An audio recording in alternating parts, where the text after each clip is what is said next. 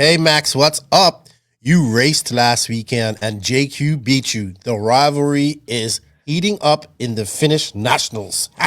Yeah, yeah. I mean, you're kind of right, but I'd say more I lost than he beat me. So because Uh-oh, uh-oh.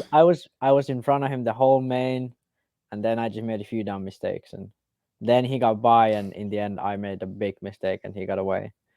That So I'd say I that sounds lost more than he beat me. I was DQ faster than him all weekend. So Oh, you know what? We're gonna talk a little bit more about that in a little bit. But first, we kind of have to, you know what we gotta do here, Max. yeah, We gotta drop that intro when I find it. Because now it's all mixed up and I can't find it. yeah. It's I went too crazy. long with the race review. Here we go, I found it.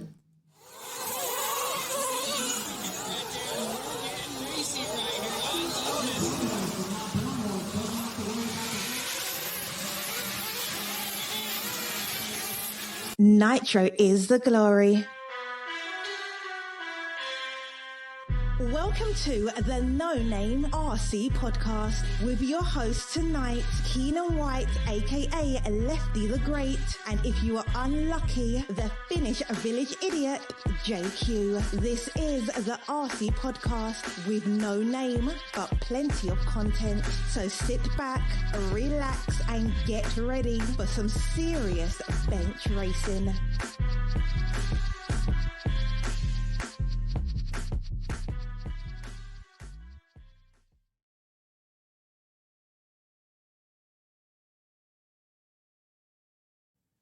Yes, indeed, Nitro's the glory, but E-Buggy pays the bills. What's going on, everybody? Welcome to episode number 137 of the No Name RC podcast. I'm your host, Keenan White, a.k.a. Lefty the Great, or as my close friends call me, Lefty the Great Disappointment. And to my immediate right on the screen is, I don't know, man. This guy's looking like a hippie now. His hair's all over the place. But we got Army Boy, Team Associated, Captain Army. I don't know. I gotta find a nickname for you, Maximus. What's up, Max? How you doing? Yeah, I think like way back, Elias called me the White Devil. I can understand why he called you that because you Yeah. definitely can be a impish little boy, and you was younger back then. And I've wanted to kill you many times, so I imagine Elias wanted to kill you a couple of times. So Yeah, I was a yeah, bit but like with Elias, I believe. yeah, Elias, Elias didn't like you too much. You really got under his skin. Elias? That's crazy. All right, Max. What's up, everybody? Welcome to the podcast. Hey, we're recording this weekend. We got a lot to talk about. We got some drama over in the UK Nationals, and Max is joining us here. He just knocked off work, so we're gonna get right into this. But first off, before I do that, I want to say shout out and thank you to all of the NNRC squad around the world. Without you guys, none of this is possible. Thank you for listening to us. Thank you for supporting us. I know a lot of you are racing right now, and you ain't got time to listen to these long ass podcasts, but I'm glad you guys do. Keep listening, keep sharing, leave reviews. If you're watching us on YouTube, if you ain't found our YouTube channel, go hit that notification button, that subscribe button as well for Max and his channel, Max Mort. So yeah, keep sharing this podcast. We got messages. We're getting through. People starting to listen. I like that, you know. Also, thank you to the patrons of the podcast, patrons of the NNRC. Without you guys, we can't keep these bills paid. We can't get new stuff. So we thank you for the extra support. If you wish to become a patron of the NNRC, the link is in the written description of the Linktree link that will be in the written description. So, also, we have sponsors, and I want to say thank you to them. First, shout out to Mayako. Thank you to Mayako. Maximum Performance, Maximum Focus, Maximum Mayako. Beach RC, a brick and mortar hobby shop that brings you the Beach RC bench racing Q&A. TNR Fuels, a fuel made by racers for racers. Hitec RC, great interview with Mike Mayberry last week. Go check that out. You get to see the world's biggest, probably most expensive servo. Tekno RC, thank you to Tekno RC. They have been a long-time supporter of the podcast. I'm greatly appreciative of that. Obviously, shout out to JQ Racing, to my JQ Racing family. Congratulations, Jack Parsi. He won. He came second in the ECN nets, but they got kind of got canceled because of COVID. Like I'll talk about that in a minute. And shout out to my boy Curtis Wong. He was up there in BC and he won in the GT class up there. First time ever running GT and won it with a JQ converted GT that he got the conversion from Dennis, the guy from Croatia who's been running it. Remember him? Yeah. Oh yeah. Yeah, so shout out to him. Lugs Racing Tires. Hey, check out the link in the written description to save some money. We have a coupon code for that. Manscaped.com. Max, have you picked up your performance package yet? Because this podcast is actually brought to you by Hitec. By Hitec. I'm looking at Hitec and I'm saying Hitec. But it is brought to you by Hitec, but it's brought to you by Manscaped.com. Because Max, summer's here, and are you ready to unveil your beach bod? Like, I think you really need to get this lawnmower 4.0 and let's get this mess all trimmed up. You know what I mean? Yeah.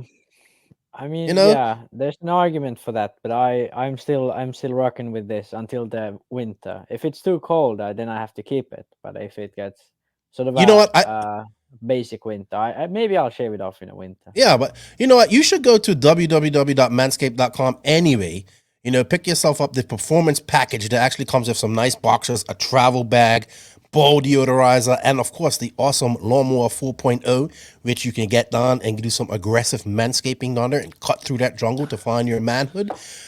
So you can do that by going to www.manscaped.com, use the promo code no name, and you get free shipping, and it is worldwide because now they're in Europe, Canada, everybody. The lawnmower 4.0 is out. I just ordered me some extra blades for it.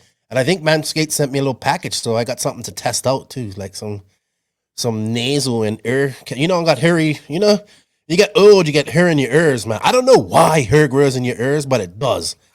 And that looks nasty, and you got to keep that stuff done and you clip all your nose hair. So I'm gonna do a little show, a little review on that. So thank you to everybody that's been supporting Manscaped. They're still sticking with the podcast.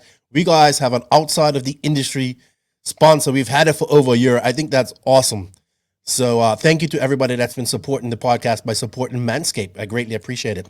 I got that out of the way so people be like, oh, shout out to Jonathan RC. I can't wait. I geeked out and ordered me some truly custom, like I customized everything from the heat shrink to the wires and the individual wires, Max, all this type of stuff. I did not know you could geek out on charge leads so much. Like I really geeked out on it. Like, and if you guys want to do that, you can go to DRC Pro Shop. He's our latest sponsor. Great dude. Use the promo code no name 10 and you'll save 10% off all orders over $50. All these links are in the written description. Also, shout out to Papa Willie's Traction Tonic. Prepare for victory with them. We have a coupon code for them. Racecraft USA, we got a coupon code for them too. What? We're getting big time, Max. We got coupon codes for everybody. Not everybody. RCGP, House of RC. Don't forget to go start your profile at House of RC. And of course, Sun City Raceway. They have a race next week. The USRC series is going there with Ryan Lutz. It should be a great day. Max, you know who our guest was this week? Riccardo Berton. I can't roll. Wow. Yeah, I interviewed him. Pretty Ricky. I got him on the podcast. That's his name. Was it his first time on this podcast? I think he did. Shout out to the Extra Lap guys. I think he did their podcast last year. Yeah, but it was pretty good. It was pretty good. Now he just signed for Schumacher. Yeah, and well, we're going to talk about that, but that's in our news. Yeah. And he also signed with LRP, so it's good stuff. It was a good chat with him. He's like one of the, I want to say, not underrated, but forgotten about fast guys in Europe. You know what I mean? He still is the current 2019 European champion. But I think there's a good reason for it, and it's that he doesn't really have that big of a presence at races. He sort of seems lost from the beginning of the week, then he gets on with it, and in the main, he might be fast. And that's like one of his biggest issues. Like, for example, at the Euros, his mechanic didn't arrive until the finals day. Really? Yeah, when he won the Euros. He didn't. But that was Kyosho, right? Yeah. Now with Infinity, obviously he has his Infinity guys. But like before that, he was always like, if his dad wasn't there just at the time, he didn't have a mechanic, and like his dad was there, you would just hear him and his dad, and like they looked like they weren't even team drivers or anything. They were just like, his dad normally didn't even have a cure show, shirt on or anything. So it's like they're really like sort of laid back in terms of like the But that's racing how it stuff, was like for looking racing. that's how it was for CJ Jelen and his dad at the Nationals. They didn't even have a tent or anything. They had a pit with Yeah, us, pretty much. I was like, yeah, wow, how the mighty have fallen. No presence whatsoever at the Nationals for Kyosha besides CJ. yeah. All good, all good. It was a great chat with Ricky. I think he's going to be named Pretty Ricky. I think that's going to be his name. Yeah, I he's got a nickname. ridiculously fast though, and He is. I wish he gets back to attending like international races because in Italy he's doing all right, but Well, he's going to internationals EOS we this haven't really weekend. seen him. He's Yeah, but going to that's like 10 EOS. Yeah, scale, like, yeah. and it's gonna be a bit sort of sort of not a full EOS. I feel like because of all the COVID regulations, so a lot of people are gonna probably miss it. Sweet, sweet, sweet. All right, Max. No, I just got a message and I was looking at it, and I think it's from Yeah. JQ. It's something about the Invisible Speed net. Invisible Speed is now in English, Italian, French, and Spanish. So go get your Invisible Speed book, guys, and that's all good. That helps out Joseph, and yeah, does all that type of stuff. So, all right, Max. Let's get on to this. So you raced different track this past weekend. You Yeah. lost to JQ. That actually meant that he was probably in a good mood. I was gonna record with him today, but we both got busy this week. But we both got busy. Sorry. So thank you for filling in. Even though I think you're becoming like the number one co-host on her, which I appreciate. Yeah. You got to get you some NNRC swag or something. Oh yeah. So, which track did you guys go to this weekend? Last weekend, sorry. It was in Turku. Yeah, Okay. it's pretty close by. It's an hour and a half drive away. It's a new track, and like they just got it done like a month and a half ago or something. And I mean, when we were practicing there, the track was like completely blown out. It was like one of the most difficult tracks I've ever raced on. Like the surface was sort of like asphalt, but with huge bumps and lots of like loose rocks and stuff. Mm. But now with the race, it was like completely different. It was super smooth, silky, sort of like perfect conditions. Like even had a nice blue groove and everything. So Interesting. it was a very, very sort of weird race in a way. And it didn't rain, or did it rain? Because I remember you saying that you guys were worried about rain. You thought it was going to be canceled. Oh yeah, it rained like the whole week, and then it dried up just for Saturday, and it was perfect. All right. Well, that's always a good thing. Always a good thing. Yeah. All right. So what happened with you and Joseph? You said you lost. What did you do wrong? Yeah, I mean, it was actually Joona was leading by quite much. He was leading by Who, Jonna? probably Haatanen. You mean? Oh no. Okay. Phew, I must let you then. Giannis. No, that's Giannis. Sorry, I was about to say. Yeah. So Joona was leading like by quite a lot, almost a lap. And then he was like, well, actually, like the issues had like my mistakes happened just when Joona got by me because I was leading until like the half point in the main. Then Joona got by. Then I tried to keep with him, like stay with him, but he was much faster. So I made like 2-3 dumb mistakes and one because of a back marker. Then JQ got by me because he had one less pit.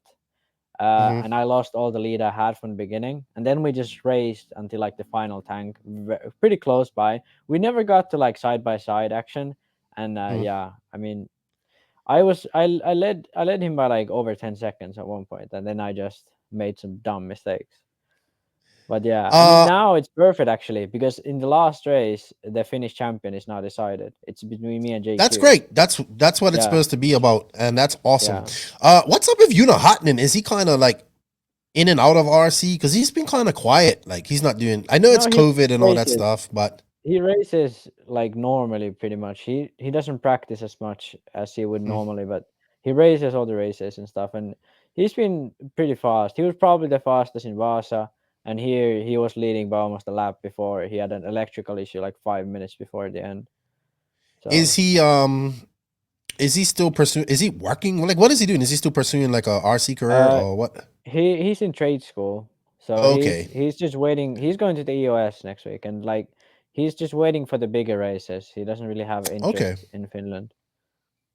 Well, he kind of needs to get out of Finland to make it. You know what I mean? We all Yeah. know that. Yeah, So and he's ridiculously fast, so yeah, it's just It- like he needs to get everything right for the big races, and he'll sweet. be amazing. Well, I got to run my RC boat. I know I've been talking about this, but I finally got it to run. All I gotta say is this thing is fast out of the shop, like out of the box. Just I gotta trim it a little bit. I took it to like La Boca, which is like an estuary that goes out to the ocean. It's a little rough. My first drive with it. It was fun. But I took my son out there. Unfortunately, batteries don't last long in boats because you're like, Oh yeah, and you know, yeah. like They a 5,000 mAh battery lasts about 4 minutes. So yeah.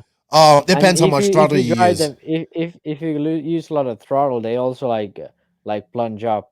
They sort of like expand a lot because they have too much power they need to run. Right. Well, it's also no airflow going to the batteries. But I must say, man, Yeah, this thing was completely like I flipped it a few times. It flips back over because that chamber flips over, which yeah, is great. And it was just fun. I took it to La Boca and then we went to the beach on Sunday and there was another little estuary, but it was a little calmer.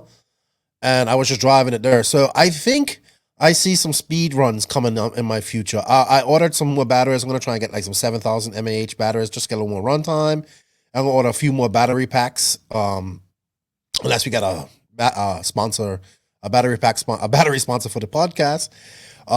Then I get to use theirs. But it's really interesting. I like it. It brought back memories of childhood. You know what I mean? Except that these are electric. That's kind of was yeah, my first exposure to RC was RC boats in Bermuda. And the guys that used to race them, and I used to beg my mom, like, hey, can we stop and can we watch them? And, obviously begging your mom for that stuff. She's like, all right, we can stop 10 minutes. And the next thing you know, I want a boat. But it brought back those memories from when I first got exposed to RC, and I enjoyed it, like just going out there and having fun and bashing. And maybe another one will come in my future. Maybe I'll pick up one for my son. Maybe not like that. I do like the Oxidine Animal Cat. I might get that because that's supposed to be the fastest stock boat out.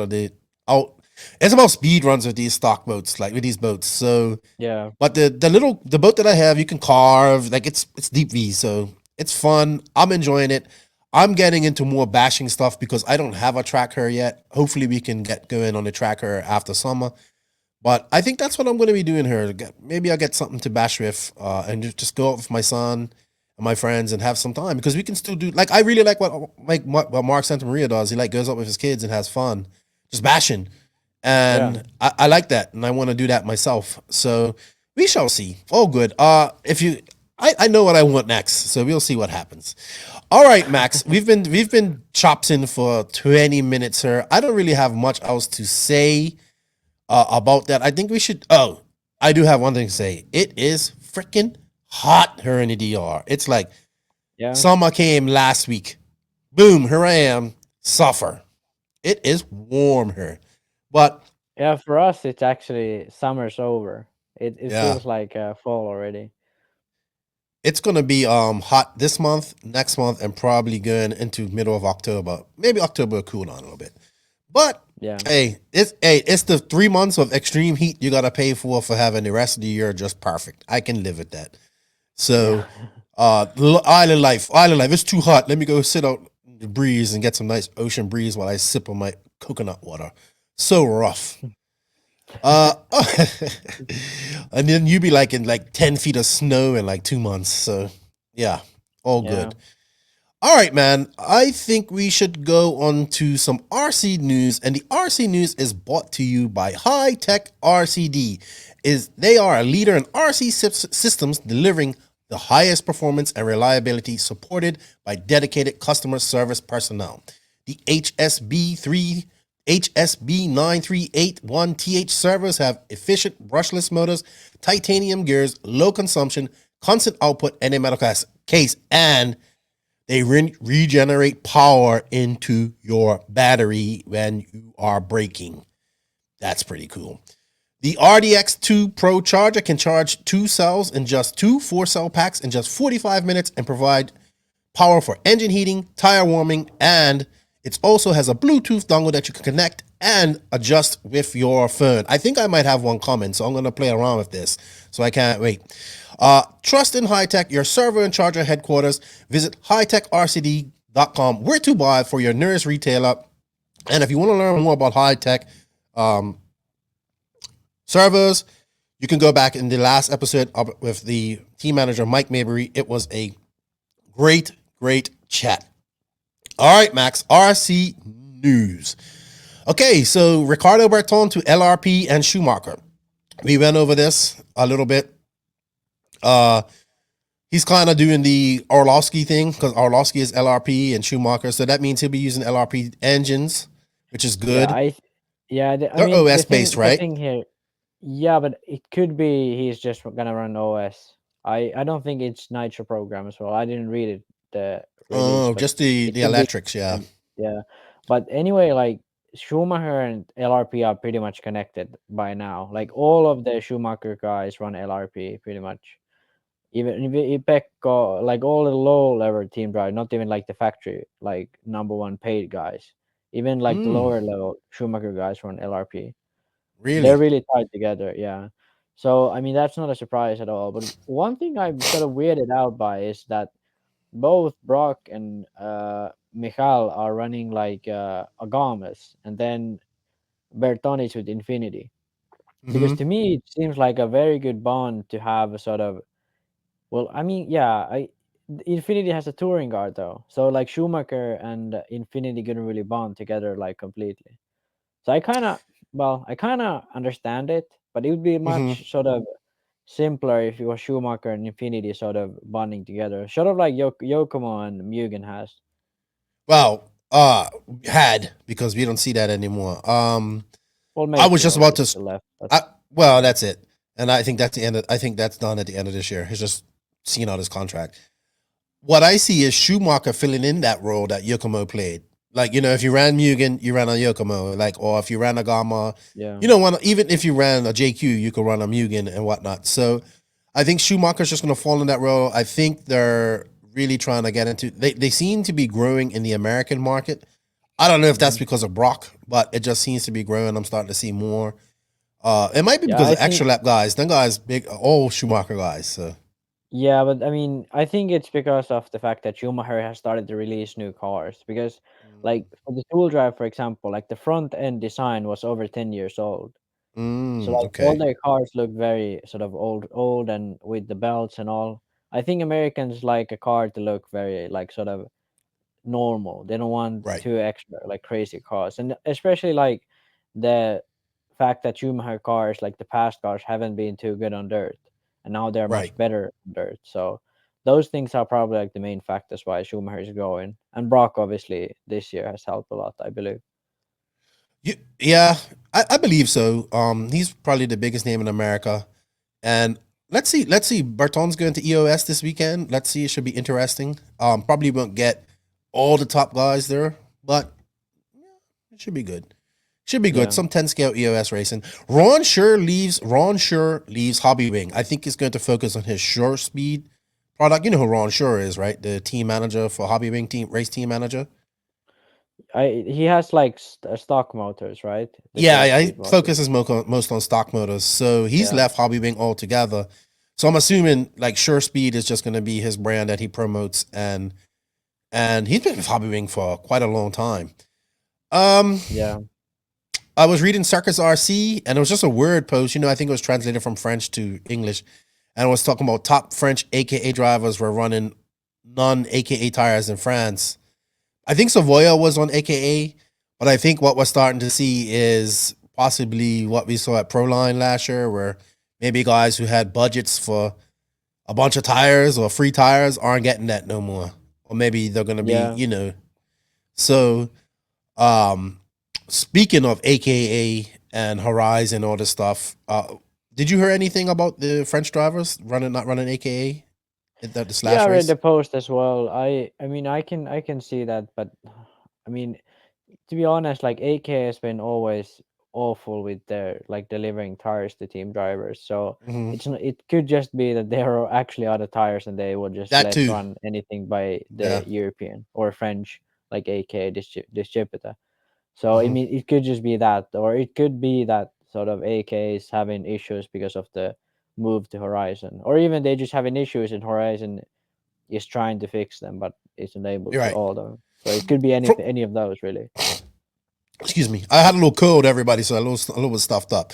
From what the rumor is, I'm hearing is that Proline is going to be the basher tire line for Horizon, and that AKA is going to be the race line. That's what I'm hearing. That would be a pretty bold move, really. Yeah, like Proline has some serious heritage in the race world, Yeah, but like Cavaliers Racing Proline. Pretty much right, all of but like the TLR cars are now running Proline, so it's like it would be a really odd switch, really. But I know. I don't mean, know if that's I maybe think all those the tires fall branding would under work. AKA. Yeah, Maybe maybe they maybe, yeah, but the thing is like you have blockade, you have impact, and you're just gonna call it AK blockade. Like I don't know. no, and those are very similar tires. So would you have all of those, or would you just build a new brand under AK? I I hardly believe that. I just think they're gonna keep Proline as it is, and then they're Hmm. trying to figure something out for AKA. Who knows what Yeah, somebody in Horizon has figured but out I that they mean, can make money off yeah, this. So that's all. yeah, but I mean, I would be happy if they did it so that it would be just AKA, and then Proline Mhm. would be just like Basha tires. I would be really happy with that actually, because that would mean that now there's J Concepts and AK in America, Hot Trace, and well, Hot Trace in Europe, really. Mhm. And there'll be like a few big brands only, not like hundreds of like smaller ones, or you know, Right. these would like centralize the tire market a Hmm. bit more. I get that. Um, Sweet. Well, we actually have a question about that. About Horizon and stuff. We'll tackle that in our question section. So the Raw Nationals is about 3 weeks away for 10 scale. I think they're gonna have the onward. They did have a Raw Nationals this past weekend, but we'll talk about that. Um, they announced for the 10 scale offer that's the traction compound, the official traction compound. So I guess everybody has to use this. It's called SXT. Oh my gosh, the comments underneath me, people's like, it don't work. You know what I mean? It doesn't work there, and people are kicking shit already. Even Cav went on there. He goes, "Oh, so off-road has to have a a spec sauce, but on-road don't." And I'm just like, yeah, because it's run by on-road guys. That's why. So they want all the best traction that they can get. But people are kicking shit about this tire sauce stuff. I don't know. Why do they just even allow tire sauce? Like, come on. because they say the cars can't run on this track because it's indoor without it. You know, so I mean, why don't that's just companies just make ridiculous. ghost treads? Like, why do we have to send all these tires on and do all that bullshit anyway? Like, why can't these Like, companies just why, make tires? what, like, how can indoor dirt be that slippery that you can't run without, like, real races run without tire sauce? Is A it? lot of races, yeah, it is always, and like, at least that's what I believe. I don't know if it's changed, but like all the big races, all the Euros, all the Worlds, all the races are always run without sauce. So why do Americans need to use tire sauce? I don't gonna get it. And you even like Um, for outdoor racing, you don't use sauce. Like, what is so like slippery about indoor tracks? Isn't it just that you just it must be the check your slicks. car? It Yeah, must but be the like slicks. then you must run a pin tire or something. But the pin tires, I don't know, man. The whole, I don't know. I'm not a 10 scale guy, but I know this is like people just kind of tired of all that. Like that's all you hear. We gotta send tires down and all that stuff. Yeah, of course. But yeah, we already got some drama with the Raw Nationals, and it hasn't even started yet. I was actually thinking about going to this. I was actually thinking about going to Wicked Weekend in a couple weeks, and then staying in and going up to this race. But I don't think. Right now things are looking pretty sketchy with variants and stuff like that. So I might just stay my ass here. Yeah. The Viking versus the Doctor, Berserker mode versus Surgical mode in Sweden this weekend in 10 scale touring. David Runnerfolk said, tell Max I said to, He must have been listening to the podcast and you heard what you said, and he goes, hashtag domination. and he played me like a video. He must have been driving, and he played a recording of it, listened to of you, and I was like, "What's up with you and Max? Is it a Swedish and Finnish beef?" And he just said, "Tell Max." He like did the emoji like then a middle finger and said #domination. And I was just like, I love it. I love it. So he sent me a picture last night. That's the He proper sent me response. Yeah, that's how it's supposed to be. Yeah. He sent me a picture yesterday. It's like, I'm going to race touring cars. Like, oh, because Hagberg, I was like, man, I like Hagberg too. And he's like, oh, I'm going up to Sweden to race. I was like, oh, it's you versus, it's Runnafog versus, it's like, I just put it like the Viking versus the Doctor, Berserker mode versus surgical mode. You know, Runnafog, like, I'm going to win. But it'd be interesting to see if he can cross over and beat Hagberg at Hagberg's number one skill. You know what I mean? Yeah, but the thing is, touring cars is a lot about setup. So, and it's like if you get a right setup for the right track, you can make a lot happen. So, I mean, he could definitely have a shot at it. Yeah, No doubt. but I like to see that, like Yeah, two and world that's the right champions. attitude you have. Like even like for him, like any race he goes, he needs to have that domination attitude. So Yeah, I and then appreciate Hagberg's that like, from him. it's gonna be interesting. It's gonna be interesting to see what happens. Let's see what he can do. So they're both like, and that's great. I love Yeah. that shit. All right, let's look at this real quick, Max. Have you seen this is like the only real video I'm kind of seeing from all these people went to the grand opening of the Dirt at Paris this weekend, and this is the Yeah, only I video I mean- can find. So let's add this here and let's play it because it's humongous, man. Yeah, and I saw a video actually. Someone played a video of that burn, like sort of hip corner there. And Can the you see burn this, is Max? amazing. Yeah. It's good. Yeah. Can you lower the voice sound a bit so we can? Yeah. So like, I saw a video of like close up of the dirt that they have there, and it's like just like motocross, like that. Oh, you saw roof Wally's and all that. video. Oh yeah, that one. Yeah.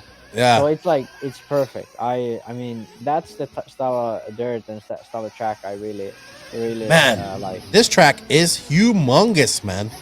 Yeah, I mean DNC is gonna be amazing if it's here. I mean most likely it will, but yeah, it's gonna be amazing here. That was Chris Nelson. He did a video from the man. It's good to see giant triples again, though. Yeah, Like big send it, but not send it like we're proper triples with landings. yeah. It's But it's a big track. I really like the Fear Farm track because that like Joey always did like a jump straight there.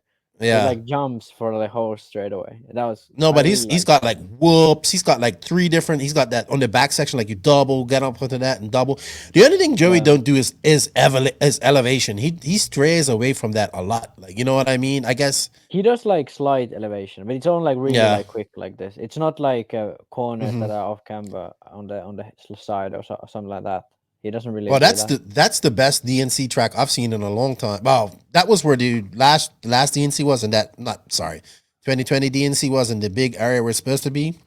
But Yeah. it's got a grandstand. This is like perfect for promoting our hobby and getting people there and all that type of Yeah. stuff. That's how it's supposed I hope to be. I hope it's successful, and I hope he makes the best of it and really starts promoting to get, because you're in a area too where they're racing oval, they're racing BMX. It's a big complex. Yeah. So I hope yeah. we could get some eyes on what we're doing. And the track, look, man, it's big, man. It's Yeah. like I'm looking at it and saying I would love to drive on that. And then I saw Wally's video with it like that dirt flinging, and I was like, ooh, that's like Yeah, just that's cool. enough loam. You know what I mean? Just enough. Yeah. I really like that. Like one track in the East Coast. It's a super small track, but I think it's in North Carolina. I can't remember the probably WCRC. WCRC. Yeah, that has that sort of WCRC. like really soft like dirt that and really like it sort of like dusts off, but it's really like soft and loamy, and the surface doesn't break up. So even if it's like there's roots coming off and all that, the surface still keeps pretty good. So like that's one of my favorite surfaces I've ever been on. It's really slippery, but it's really nice to drive on. The car slides very very nicely, and yeah, I really like that dirt. Yeah. That video that Wally posted, look, that's made me be like, ooh, that looks Yeah. sexy. You know? Yeah, So hopefully, I get to go there. Maybe I don't know if you're gonna go DNC next year. It's kind of a haul for you, but Yeah, hopefully I get to go probably there not. next year. Still Yeah, probably not. regulations and yeah, maybe 2022 then. Oh well, 2023, I Yeah, guess. I think you might be able to go there in 2022 though, Max. It's long. It's 6 months away, 7 months Yeah, away. we'll see. We'll see. We'll see. I want to go. I know that. So hopefully I will go and I will get to check it out. But hey, you know what? This podcast is also brought to you by Lugs Racing Tires. Lugs Racing has over 55 combined years of experience in RC. They have been testing treads, wheels, and rubber compounds for performance. Lugs Tires has an Econ tire line that is developed with racing budgets in mind. High quality but lower cost means savings that can be passed on to you, the customer. They also have the premier line of tires that they provide pure performance made using Lugs custom molds and proprietary rubber compound. The tires are available in medium, soft, super soft, and mega soft, and I know they are available in long wear, and they have truggy and buggy tires. Please visit www.lugsracing.com. Use the promo code NNRC Lugs in all caps, and you'll save some money off your order. Remember, everybody, showing the sponsor some love, shows the podcast some love, and thank you to Lugs RC for their continued support. All right, Max. I almost called you Joseph. So you and I got talking about this yesterday. The UK Nationals. I talked about this last week on the podcast. How the competition is heating up because Skidmore's won the last two, and he beat Boots. I was more focused on what's going on with Boots, but they went to Hertz this weekend. Whew. And I thought that American racing had drama and stuff like that. I'm here thinking the No, Brits got their shit together. I mean, UK is always drama. Like even if Oh everything my goes smoothly, gosh. it's always drama. So like this is amazing. I know. So I'm, I think I posted this yesterday. So I started some shit yesterday. No, I didn't start anything. I just posted it. Yeah. I started shit the day before though. With Raw. Wow. We have beef, we have drama, we have accusations of cheating, we have people calling other people's sponsors, and we have people using tires that they're not sponsored by. And this is just one race. Break it down, or are we gonna? Yes, let's break it down so people understand. So, yeah, the UK Nationals, they have a series of races determine a national championship. A champion. What a fucking awesome concept. I wonder where they came up with that from. I mean, it's only like, wow, let's have a series to determine a champion. Like, anywho, it's what we're seeing here is exactly what series does. Like, it's just a bunch of races, yeah. and everybody gets to race. So and a rivalry beats up, yes, like everything. Like, so the big rivalry is, it seems to be Nemo versus everybody else. Like, but mostly Nemo versus Skidmore. You know what I mean? The Skidmores. Yeah. So, if you guys don't know, Johnny and William Skidmore is his last name. William and so Johnny. they're two brothers. Their dad is super. I mean, I don't agree with him most of the times, but I have been talking to him lately because I congratulate, like, when people do good, like his son has been winning. I think that's great to see. You know what I mean? They've been working hard. But anywho, at this race, the Skidmores after the race accused Lee, because Lee Martin won by a lap. Yeah. Right? And so they accused, and they just couldn't believe that, like, he beat Boots and Skidmore by a lap. So they apparently they accused them of cheating by having a seismic tire that wasn't available, a compound that wasn't available to the public. Yeah. Yet. Yeah, the BRC has a rule that any tire that anyone uses has to be commercially available, and that's because like team drivers don't get to run prototype tires. That's basically what the rule is. So apparently, like the seismic released, like you said, the magma compound a week ago, and or the pink compound. I can't remember what it is, but like I think magma is the tire actually. I'm not sure. It's like XS XS compound. But anyway, they released a super soft compound, like ultra soft compound or whatever, last week, and it wasn't already, like, they couldn't get it out to the market in the UK so that shouldn't have been allowed to use at the race. And some people said they had proof that Lee ran the illegal tire in qualifying.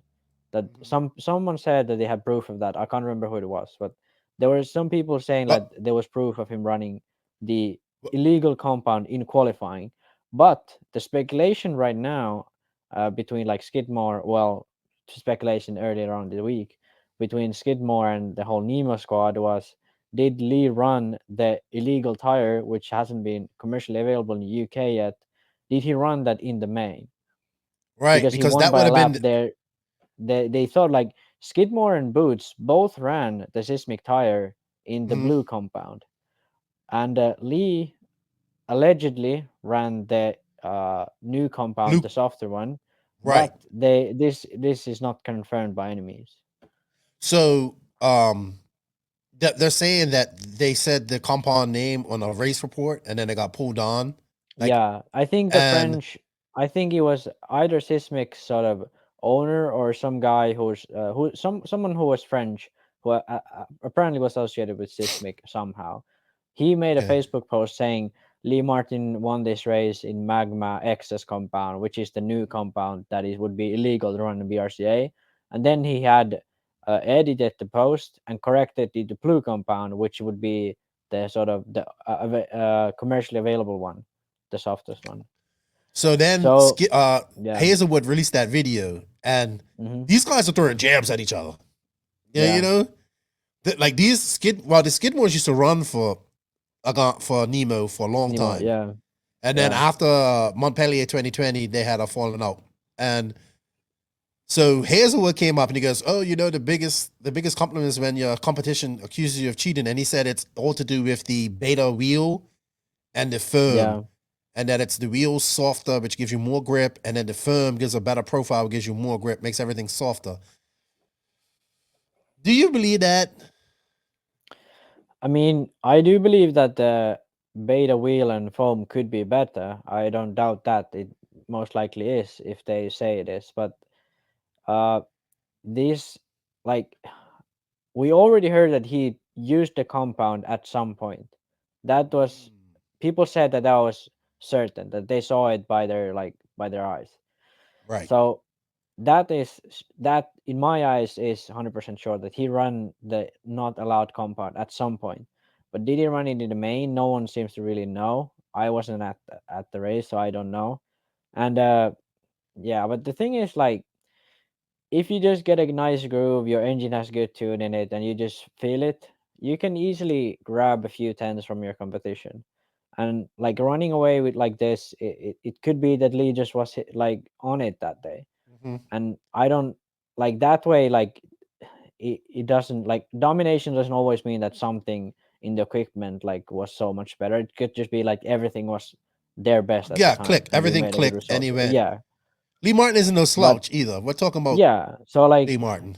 like just by that there's no reason to assume that he did use the legal compound in the main. But I mean, obviously there's doubts if it was true that he did use it in qualifying, what really makes him not available to use in the main. So yeah, but there's no proof, so I But mean, there's just so much beef. Like I heard that the Skidmores are banned from Nemo Raceway. It just yeah, wow. It's like, and then yeah. like And people were just and the one story you shared to me was that Nemo actually tried to send pictures of Johnny's tires to, I think, CML, yeah, because he previously had a sponsorship from Proline and he was running Sismic tires, because apparently I think Sismic are just really good on oil tracks or something, yes. because like Boots was running them as well, so they Boots has been all of running them them were for the running. whole series. I'm into like been running seismic Yeah, tires. yeah, But but I guess T Pro is probably allowing him to run them so they can. yeah, most Yeah. likely he's just using whatever, and he's Oh yeah, using but they T did try Pro to get because that's Skidmore, S-Works and brand. then Skidmore doesn't have a tire deal. His like Runafault, he doesn't have a deal. He runs Yeah, whatever he wants. So it's a lot of tit for tat going on there. Also, okay, like I know this is like, oh, this is petty drama, but this is what happens when you get a series of yeah, races between people going. This is what makes it exciting. yeah, and the Beef, races mean a lot drama. more, because like the UK championships, it's not really about making making millions, or probably not even about making thousands of like prize money from sponsors or whatever. So it's not Right. about money really. So you have to have something else, and this is the something else. Like Mm-hmm. this builds, like it means a lot more to win when there's drama like this. Like even after Lee, if he cheated, like even after Lee cheated, Johnny won the championships, or if Lee wins the championships now, like they're accusing me of cheating and I still beat them and I show them who's the boss. Like that's all, like that all everything of that adds to it, and it's much more fun Yes. to follow, much more fun to be part of it. So I'm all for it. Yeah. And they got 2 more rounds to go, and they're going to Brookthorpe next, which is an oil track. So I guess everybody will be able to run that compound. So that should make for interesting stuff, man. Oh, I love it. So what's the last race? Is there going to be a race at Nemo, or was there a race already there? I don't know, but I think that the Skidmores are allowed to be there for nationals. I would imagine. And I don't. This is not funny, but I hope it's Oh okay. yeah, But Lewis Jones passed out on the. Lewis Jones is a fast. He's a good, He's a young. He's not that young, but he's a good racer in the He's UK. 2 years younger than me, so he's probably barely 18. Is he? Oh, Yeah. okay. I didn't realize he was so young. But he Yeah. passed out on the driver's stand and hit his head in the 60 Yeah. minute in the 60-minute final. I believe he had to go to the hospital. Yeah, So yeah. I hope And, he's the all right. The worst thing I heard about it is they didn't even stop the main for that. So Yeah, what? Yeah, that's crazy too. yeah, Do to you me, stop the like man in the to me, like if a marshal or a driver passes out, it's like, hey, race is stopped. And then they Yeah. check what's going on, and like, yeah, I Oh, didn't see the situation, but I mean, sounds a bit odd to not stop the race after something yeah, like that. his dad made a post saying that he's okay. So our Yeah. wishes go out to the Jones family and hope for a speedy recovery, man. I don't maybe it was hot. You're up there for 60 minutes. Maybe It's a just 60-minute maybe final. just heat exhaustion, or just like didn't drink enough water or something like that. Something very simple, and just like something that kind of happens once in a while for people. Yeah. So, hey, man, it is awesome. I kind of figured it out, and then I posted about it, and then I just had people contacting me, telling me different things, and I was like, I Yeah. love this stuff. But you Wow, know it'd be what? great if Like you had that on a world scale. I wish I knew Italian, because the Italian national drama is it's crazy. Like Mm. it's even better than the UK drama. But I don't know Italian, so I don't get like all the juicy stuff. So I mean, but yeah, I've heard stuff like Barufalo wasn't allowed to practice at Ongaro Ring or stuff like that for the Really? Euros. Yeah, I've heard So stuff like that. Obviously, like I don't know the actual facts, but like there's a lot of rivalry between everyone, and all the posts with Ongaro, like screw the haters and all that. Like there's a lot of like drama between people in Italy. he's making posts like that? I didn't realize that. Ongaro's dad, yeah. Oh, yeah, He yeah. made His a- dad. even Davide made one post where he's like, "Screwed everyone. Me and my dad are a crew," and That like, must have been in after the Italian he very wrote it. thing or something like that. Wow, I Probably, love yeah, it, man. around the We need time. America definitely needs a national series, man. Definitely. So we can see this type of stuff unravel. I would love to see it on a world stage, like if RCGP was able to get all the top drivers. Oh, could you imagine? So awesome, so awesome. That's why we Yeah. need serious races, people. Drama, Yeah, like action. imagine like when there's actual money on the line, like Mm-hmm. how much the drama is then. Like because now it's just like glory on the line. Like when it's money on the line, like yeah, it's oh my god. I'm dying to see it like happen Oh, I'll be properly. following the next 2 rounds. Even the first season of RCGP like was crazy, and like imagine like next time it happens, there's all the big Yeah. guys in there, and like people people are just getting out of COVID and all that. Oh my god, we're getting some juicy stuff from that series. Oh, I can't wait. I'm getting excited just thinking about it. I'm getting shivers up my spine. All right. Yeah, 2 more runs at Brookthorpe. I'm gonna have Barbarian there. He's gonna be my fucking eyes and ears, so I'll know everything. He's the one who told me about it, and yeah, I love it. So now my interest is peaked. I'm gonna be following this, and I can't wait to see what the outcome is. Boots though, Boots way off. Boots hasn't won one yet, man. This is Yeah, That's saying Boots they're is saying that starting off Johnny is slow, the, but I mean he's better every race, I feel. yeah, but they're saying Skidmore Johnny's number one UK driver right now. That's the word I'm hearing. Yeah. So they worked hard for it though. So Hmm. all right, Max. I think it's time we go on to the Beach RC. Did you have any other news before I do that? No. No more news. Lots of racing coming up. Oh, real quick. Lots of racing coming up. We got Wicked Weekend coming up very shortly. Then we have the 10 scale nationals. We have 8 scale on-road fuel nationals as well, which would be really good. That's in California. That's a race I would love to go to. Yeah, and then I think after that in September we got Southern Nats, and then I think even this month, maybe or next month, the SRS team crew is going on to Clemson to do a Euro style track, from that Summer Sizzler race. So we got a lot of racing going on, and just racing, period, man. If you look on Facebook, like all over Europe, everybody's racing. All over America, everybody's racing. Even Canada, up there in Otterville, like it's good to see people kind of getting back to normal some way and racing, and I just love it, and it's awesome for us. Awesome for us. All right, time for the Beach RC Bench Racing Q&A. BeachRC.com, the racers' one-stop online hobby shop. Choose from all the popular brands and variety in stock with super fast shipping and great customer service. BeachRC.com still has the local hobby shop feel with all the benefits of the internet. BeachRC.com is the exclusive distributor for Ultimate Racing, JQ Racing, Pro Circuit Racing Tires, Nitro Lux Fuels, and Assault RC Performance products. So fill up your cart and check out at BeachRC.com today. Thank you to Brent Dansford from Beach RC for the continued support of the No Name RC podcast. He is our longest running sponsor. Beach RC is a brick and mortar hobby shop.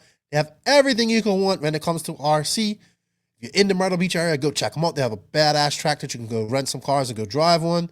They do have a great online shop. There is an affiliate link in the written description of this podcast. If you guys can go, show Beach RC some love, shows the podcast some love. So thank you to Brent. They're actually hosting the Friday night party at Wicked Weekend. So that should be good because Brent knows how to party. All righty then, Max. We have a few questions this week. So let's get to them. Okay, so our first question is from Sean Alcorn. What's up, Tiny? Good to see you back racing and back to normal somewhat. Get well soon. I know you had you're suffering from pneumonia and stuff like that. Well, good to see you racing. He wants to know, how about Horizon and AKA? Is Horizon doing good or bad for our hobby? Yeah, the thing is, like, Horizon can do good, a lot of it actually, but from what they've done until this point, it seems like it's mostly bad. So Well, what's bad about it? it's like not like taking account of everything. Like, bad about it is like they just take more and more brands to get sort of a monopoly of the market, but they don't really try to improve it in too many ways. Obviously, they try some things and they make better stuff in some forms, but a lot of times when they acquire a company, they just try to keep it alive somehow to make money. Some companies it's different, but some companies it's just like that. And I feel like, as you said, like AK Proline, like one of those companies is gonna get hurt in this. It's gonna be maybe AK or maybe it's just Proline. So hard to say. If they do it what we discussed earlier, where AK is gonna be the racing side and Proline is gonna be the basher, sort of that side, I feel that would be the best compromise, because AK doesn't have anything in sort of bashing. All of their stuff is racing. So yeah, Well, I think that's the way that if they will do good, that's the way they will do it. If they just try to keep Proline and AK side by side, Proline is gonna ultimately overpower AKA, and yeah, one is gonna get damaged. And if it's the other way around, where all the team guys are in AKA, and then it's gonna be best to keep Proline for the bashing and AK for racing. And I feel that's the best solution here. okay. Well, I wonder if people.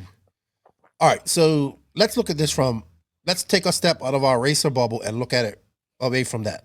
So, hmm in terms of bringing RC to the masses, Horizon is probably one of the companies that can do it, and they are doing it. I mean, look at the RTRs, look at all that stuff. It's getting in people's hands. Armor's big, all this type of stuff.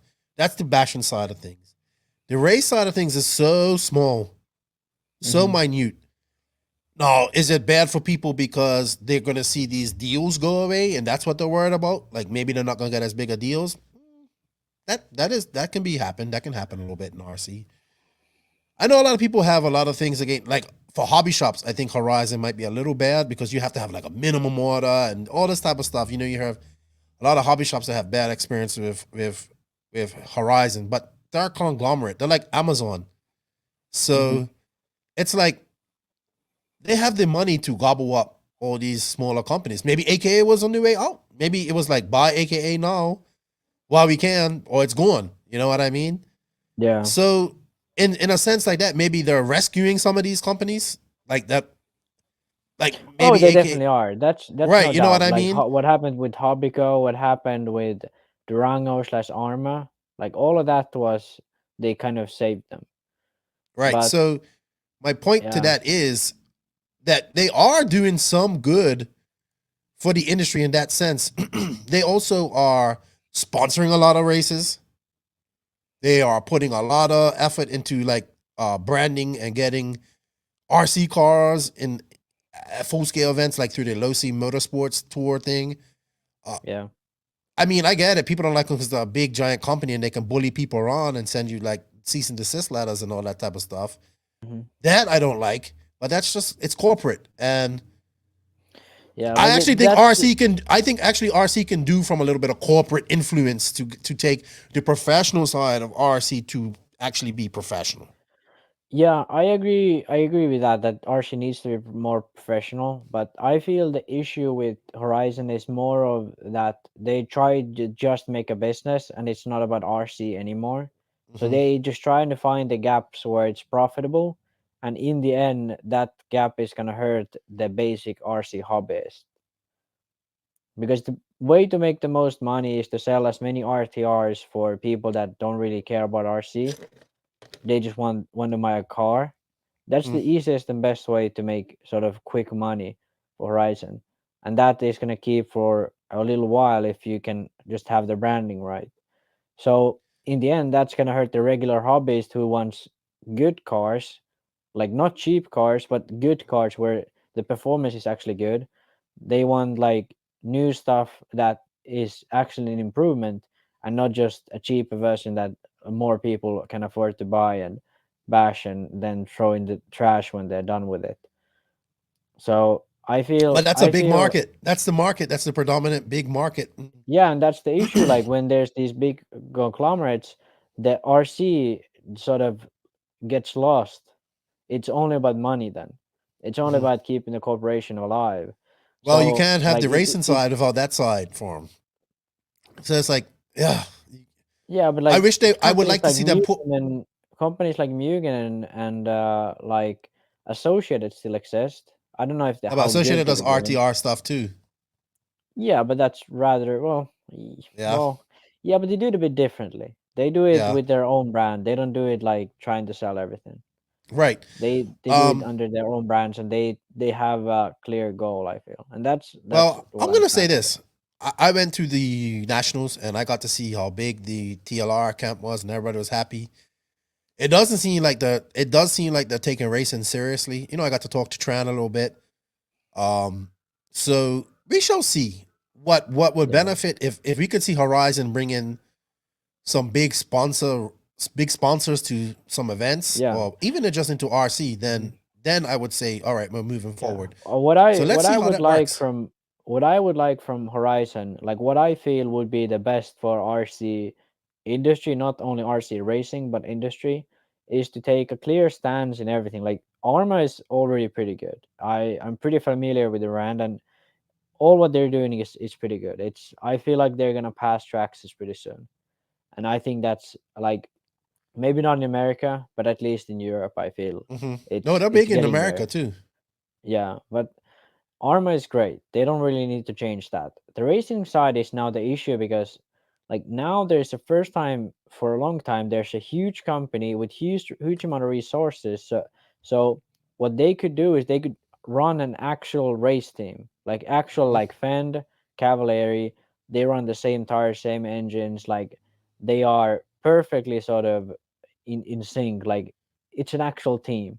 And they have like professional like Thomas Tran, he's a professional manager or team manager or whatever. Like they have a professional sort of looking atmosphere and they just build up their game. And I feel Horizon like I feel Horizon is gonna be the last company to try and join RCGP. I feel that Mm. that's what their attitude is like.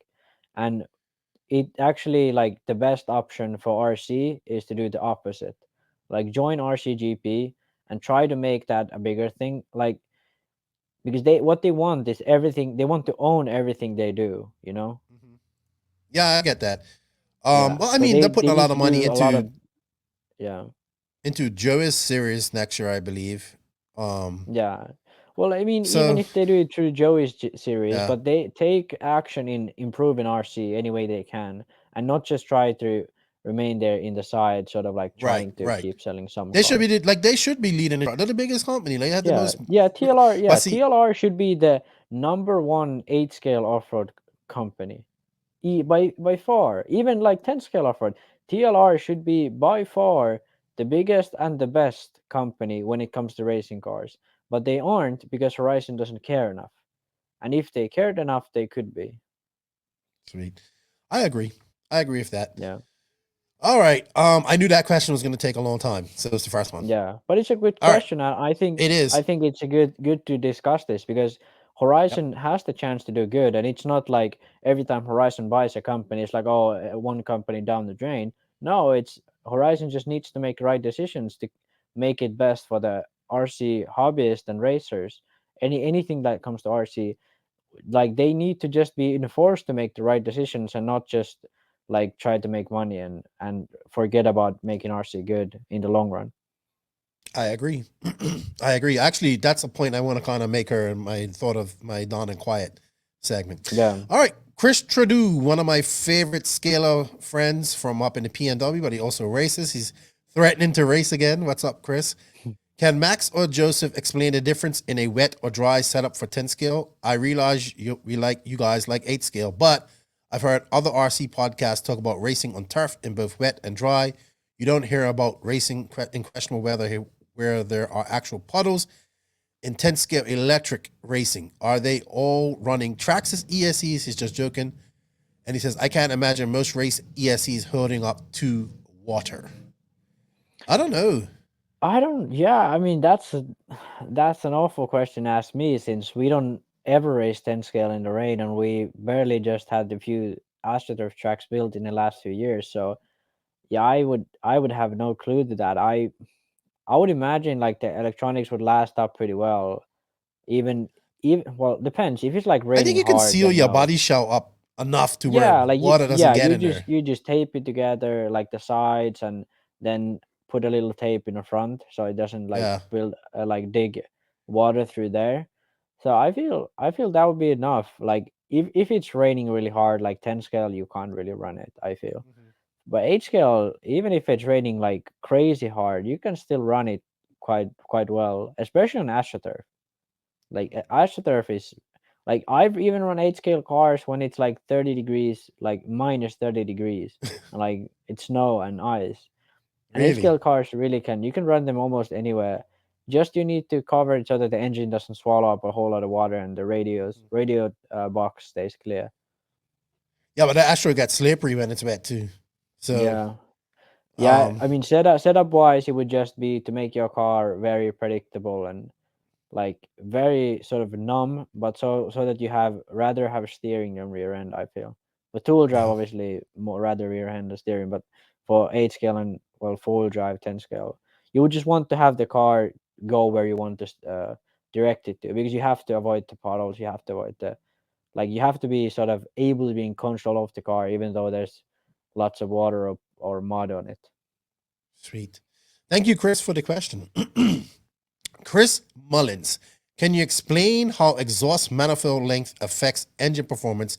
Thank you. I think longer it is, the more top end you have, and the shorter it is, the more low end you have. I'd be I wrong. really can't remember how it worked.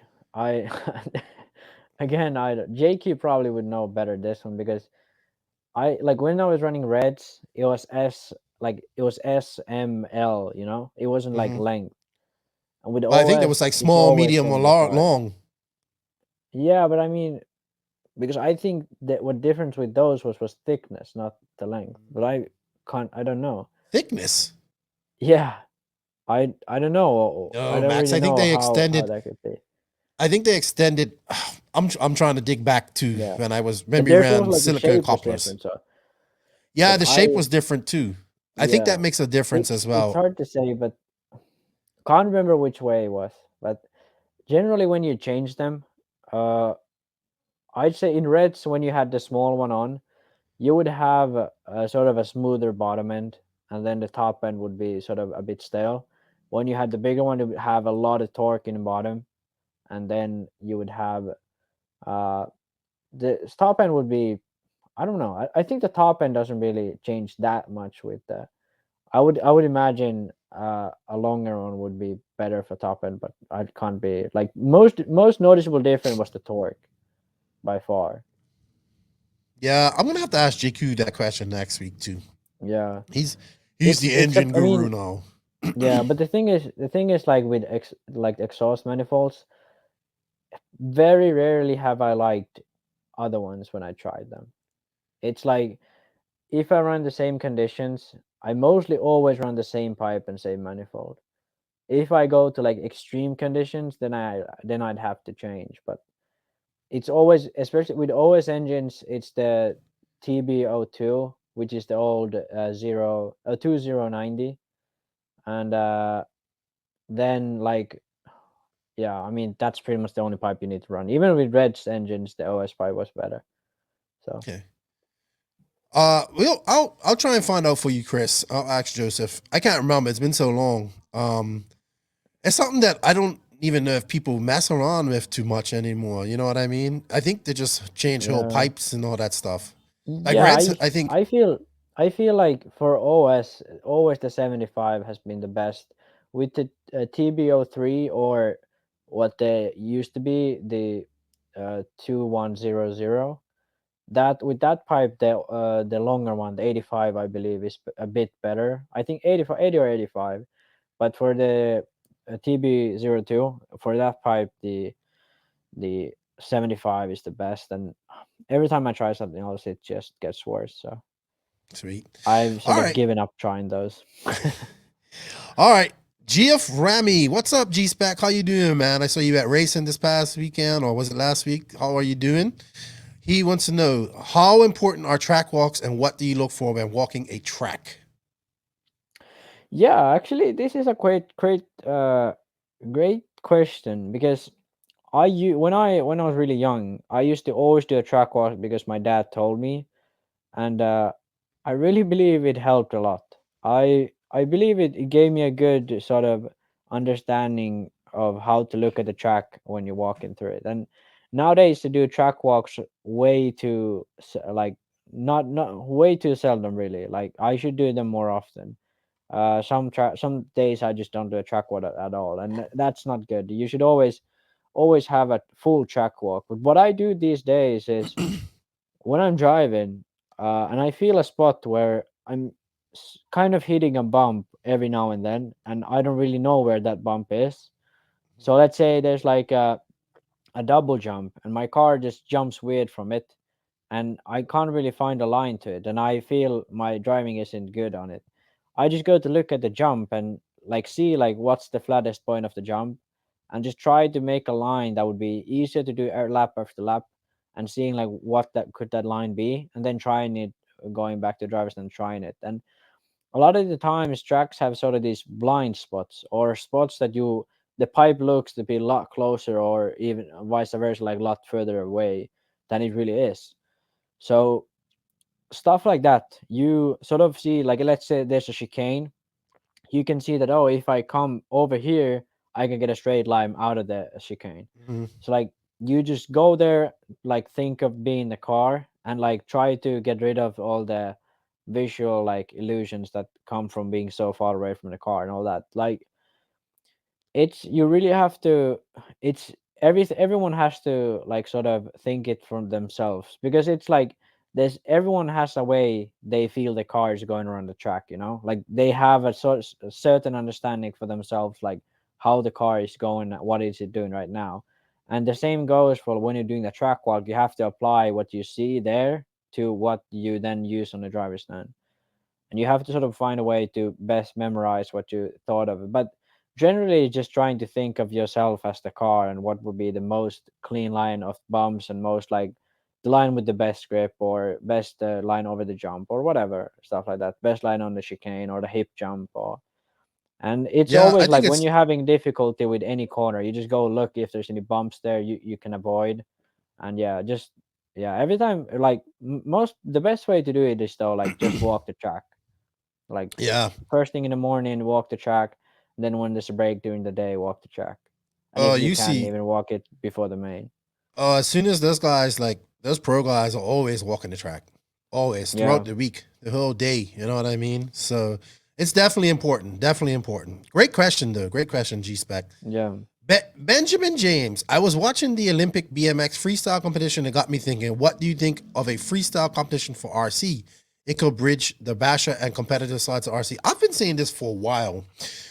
I would like to see some freestyle RC. Like, I wonder if we can do it. Could we go to like a pool and actually go up, turn, come back down, or go on half pipes? Could we put a car on a half pipe and actually do like You where? can do anything really you want with an RC car. And Yeah, that's actually like now I've never actually thought of this before, but RC doesn't have any sort of any freestyle freestyle. class. No. Like drifting is the closest to any freestyle, but it's even like drifting. It's nothing to do with freestyle really. So RC just lacks a freestyle class. So and especially with like the new bashers that have come around, you could do Mhm. crazy stuff with them. I actually think So the ramps yeah, would have to be like not straight like that. You know what I mean? They don't have to actually have to yeah, have like at the very end, like the lip would have to just come back a little bit. Like, you know what I mean? I know this is weird, but just so yeah, the car doesn't maybe, but go straight up and land like that. It like goes up, you can float it and come down, yeah, or but I whatever. I mean, think it would be freaking you could do awesome. whatever with it, and freestyle RC would actually be pretty cool. So I Yeah. mean, yeah, I would like to see it. I've been thinking about that for a minute. Like what it would be great. Yeah, So great you question, would have Benjamin. a sort of really light cars with really big tires. I feel Yeah. like tires that have a lot of like expansion, so you can Hmm. really steer the car in the air. And like I believe you could do like 360 backflips and stuff like that, like especially off of half pipes. But then if you had like you would have sort of like a skate course for RC. So there would be like a Yeah. huge like jump in the middle, and then in the ends there would be half pipes and stuff like that, and stuff you could do front flips on, sort of like Monster Jam really. Yeah. But like Yeah. for RCs, you can make it a lot cooler, a lot cooler. Yeah. They're doing it in Monster Truck though. I watched, I think Yeah, it's RC Amigos or something on YouTube, maybe, or I think that's them. And they do it like you know how Monster Trucks do those backflips, but they do it with like sound effects. One, one. It looks so yeah. cool. So maybe Monster Trucks is that, but then Monster Trucks would be But hard to they need control to in the be. air. Yeah, you need to have sort of like freestyle cars. So Yeah. probably something looking like full drive Like 10 best trick. scale with bigger Yeah. tires. Something like that. Yeah. Mini Truggy. Mini trucky, yeah. Yeah. Mini trucky could be like the class where you start making so the freestyle cars. You meet really short Oh. drivetrain, really short like wheelbase and Mm. have really wide car. Well, not Oh, too you can wide, but see. like a bit wide. Oh, I can see a whole genre coming out of that. Like guys are super like Hmm. modified cars for this. Like Arrow will be important too. You want to have Yeah, cars. Yeah, yeah. RCX. There we go. RC yeah. Extreme. All right. Justin Huglin, what's up, Cusco? Who's ready for the Cheyenne Showdown? We have the number one, the People's Champion Co. Ogden, Tebow, and the Racecraft crew going there. It's going to be sweet. Yeah, that race is up in Wyoming. I've been following it for the last few years. It seems to get a good following. It's a great track. Yeah, I think it's this weekend. So next weekend, I don't know. Wouldn't be next weekend. Next weekend is I don't even know what weekend it is. I don't know. But it should be good, man. It should be good. I hope they have some video from it. I like to see. So good luck to Cole. He needs to win, but he needs to win with all the other guys there. And Yeah. Tebow needs a win too before the other guys there. What's up, Jimmy DePrez, the ABQ Albuquerque crew, JQ crew? Information about the development of the progressive springs for JQ. Yeah, Jimmy was asking about these springs the other day. Do you know anything about them, Max? Yeah, I mean, I believe this question was supposed to be for JQ, but yeah, I don't really know. I mean, they aren't really. I don't know if they are progressive or dual rate, because he had dual rate springs at some point, and He calls them that's progressive, so these are yeah, maybe these are different, but if it's the same he had last summer already, it's the dual rate springs, which is like 2 different rates. And yeah, the concept is really cool. I haven't tried them. I think a few guys tried them when Joseph let them try them on their cars, and everyone seems to like them. It seems to be all right. And the concept is really cool, and I think it's a concept that works. So I yeah, can't comment on if there's any development on them, but that's what I know. I think I'll have Joseph on next week, so I'll remember to Yeah. ask him, Jimmy. Remind me, Jimmy. Remind me, please. And shout out to all the Albuquerque crew there. Cool people. I miss them so much. Chris Boyda, what's up, Gator Man? Okay, he goes, Tyrone Woodley versus Jake Paul. Oh, who's going to win? Who? Tyrone Woodley versus Jake Paul. Who's going to win? Who's Tyrone Woodley? He's like a former UFC champion. I think Tyrone Woodley's going to kick his ass. Jake Paul's like a Yeah. YouTube social media guy that he beat. Oh yeah, I think he I fought. know Jake Yeah. Paul. He's a professional idiot. There you go. He goes, oh wait, RC questions. In that case, I know not much is not known about it, but is USRC just an RCGP duplicate, or do you think are they really planning to oppose Raw? Do you think they understand that encompasses replacing Raw, like collaborating with EFRA for the Worlds? Either way, I'm excited for the new concept and formal information. Well, I had Rob Isaacs on her last year sometime, and we talked a bit about it. I think USRC started out as just a series. It's a series, and it started in the Region 2 area of the East Coast, and they're expanding a little bit. They were in South Dakota somewhere, and now they're going to Sun City RC Raceway. And this is the series that Lutz is attached to, because Rob Isaacs is the WRC team manager. Are they a duplicate of RCGP? No, because I think that they're doing like No. RCGP. There's no other thing like RCGP. Like Yeah, people and have the to thing is, understand, like, RCGP is Yeah, like to do what RCGP did, it's not really possible without a humongous budget or having like worldwide races, really. yeah, and a humongous believe. budget, knowing that you're not going to make your money back. Yeah, yeah. So he wants to know: do you think they understand what encompasses replacing Raw? I don't know, really. I mean, I don't. Is USRC? Is it different than Joey's thing? Yeah. What- This has what been is it? around I for a haven't while. even heard This is- about this. It's been around for. It's a very small series. In Yeah. Region 2 area. Yeah, it could be a good idea. Haven't heard like the specifics of it, but Mhm. the thing is, it's you really need a lot of traction behind you to get something like big like that going.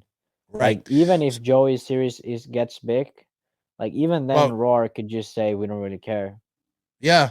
I think a lot of people are confused that they think RCGP is a governing body, and it's not. It's a media company that puts on a Yeah. race. It's Yeah, not a governing yeah, body. pretty They just much. make their own rules and have their own rules and put people in position for that. Can Yeah. US okay. So I was all about replacing Raw. I think that's wrong, because you need to keep it.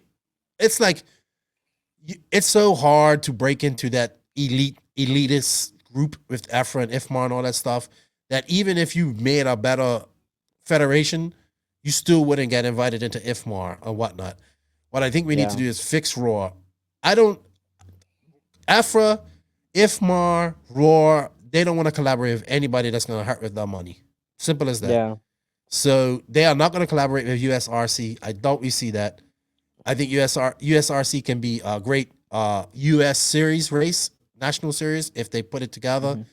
But I still think the Raw Nationals is going to still be what gets you to a Worlds and all that type of stuff. And until you replace that or get people in there to get those elitists out of there, get that old guard out of there, nothing's going to change. But what you can do is speak with paying your dues. And then this is a rant that I have. I don't know if I'm going to rant on it today. But Offer basically needs to stop paying the bills for every other class in racing when it comes to these federations. And because Offer gets the biggest numbers, and this is no slight or anything on Onward. I understand that it's hard. Like the Onward Nationals were just this weekend. They had 2 people in one class. 2 people. 2 people. 2 people, dude. Then they had another class in a of country 4. of 300 and whatever million, 2 people Yeah. is not. So these races, wow, that's some guy in a Honda Cub out there revving it up loud. I don't know. I can't say what USRC is gonna. I don't know the inner workings or who they have behind them for doing things and whatnot like that.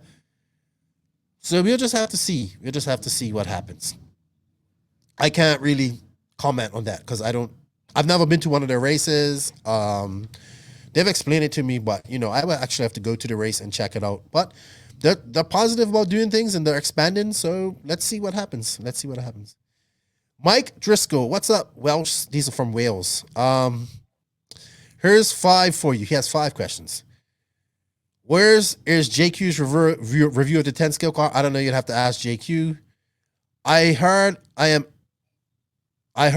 old video that Max was designing Truggy. What happened with that? Well, he left JQ Racing, and I think that just didn't go anywhere.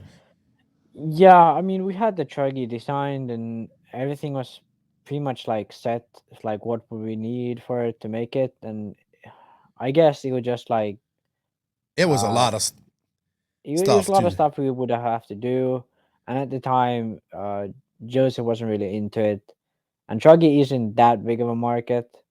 Like it could have sold, but it wouldn't be like worth really the time and all that would have actually gone by Joseph.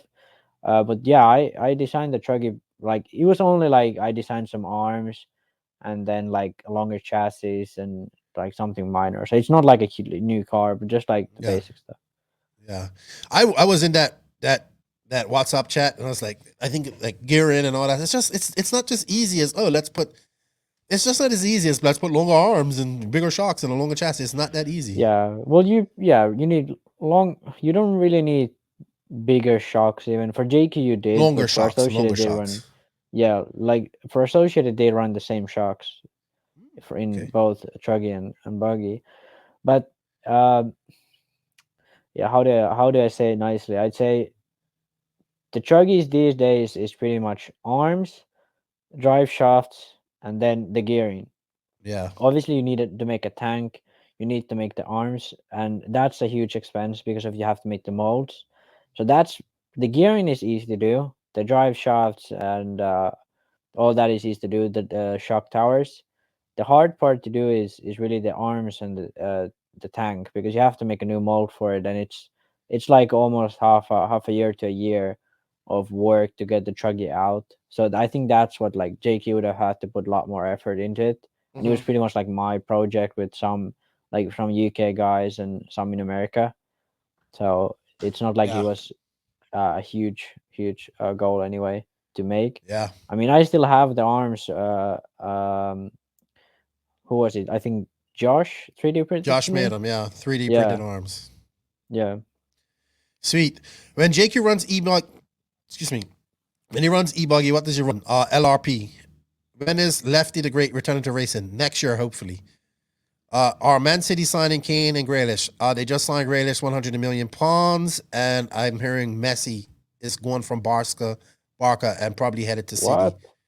Yeah. For real? So yeah. That's like 20 years or something crazy. Yeah. He's been in Barca. I just know City's gonna be dominant next year. It doesn't matter. So yeah. That's all I have to say about that. Great questions, Mike. Great questions. Charlie Mack.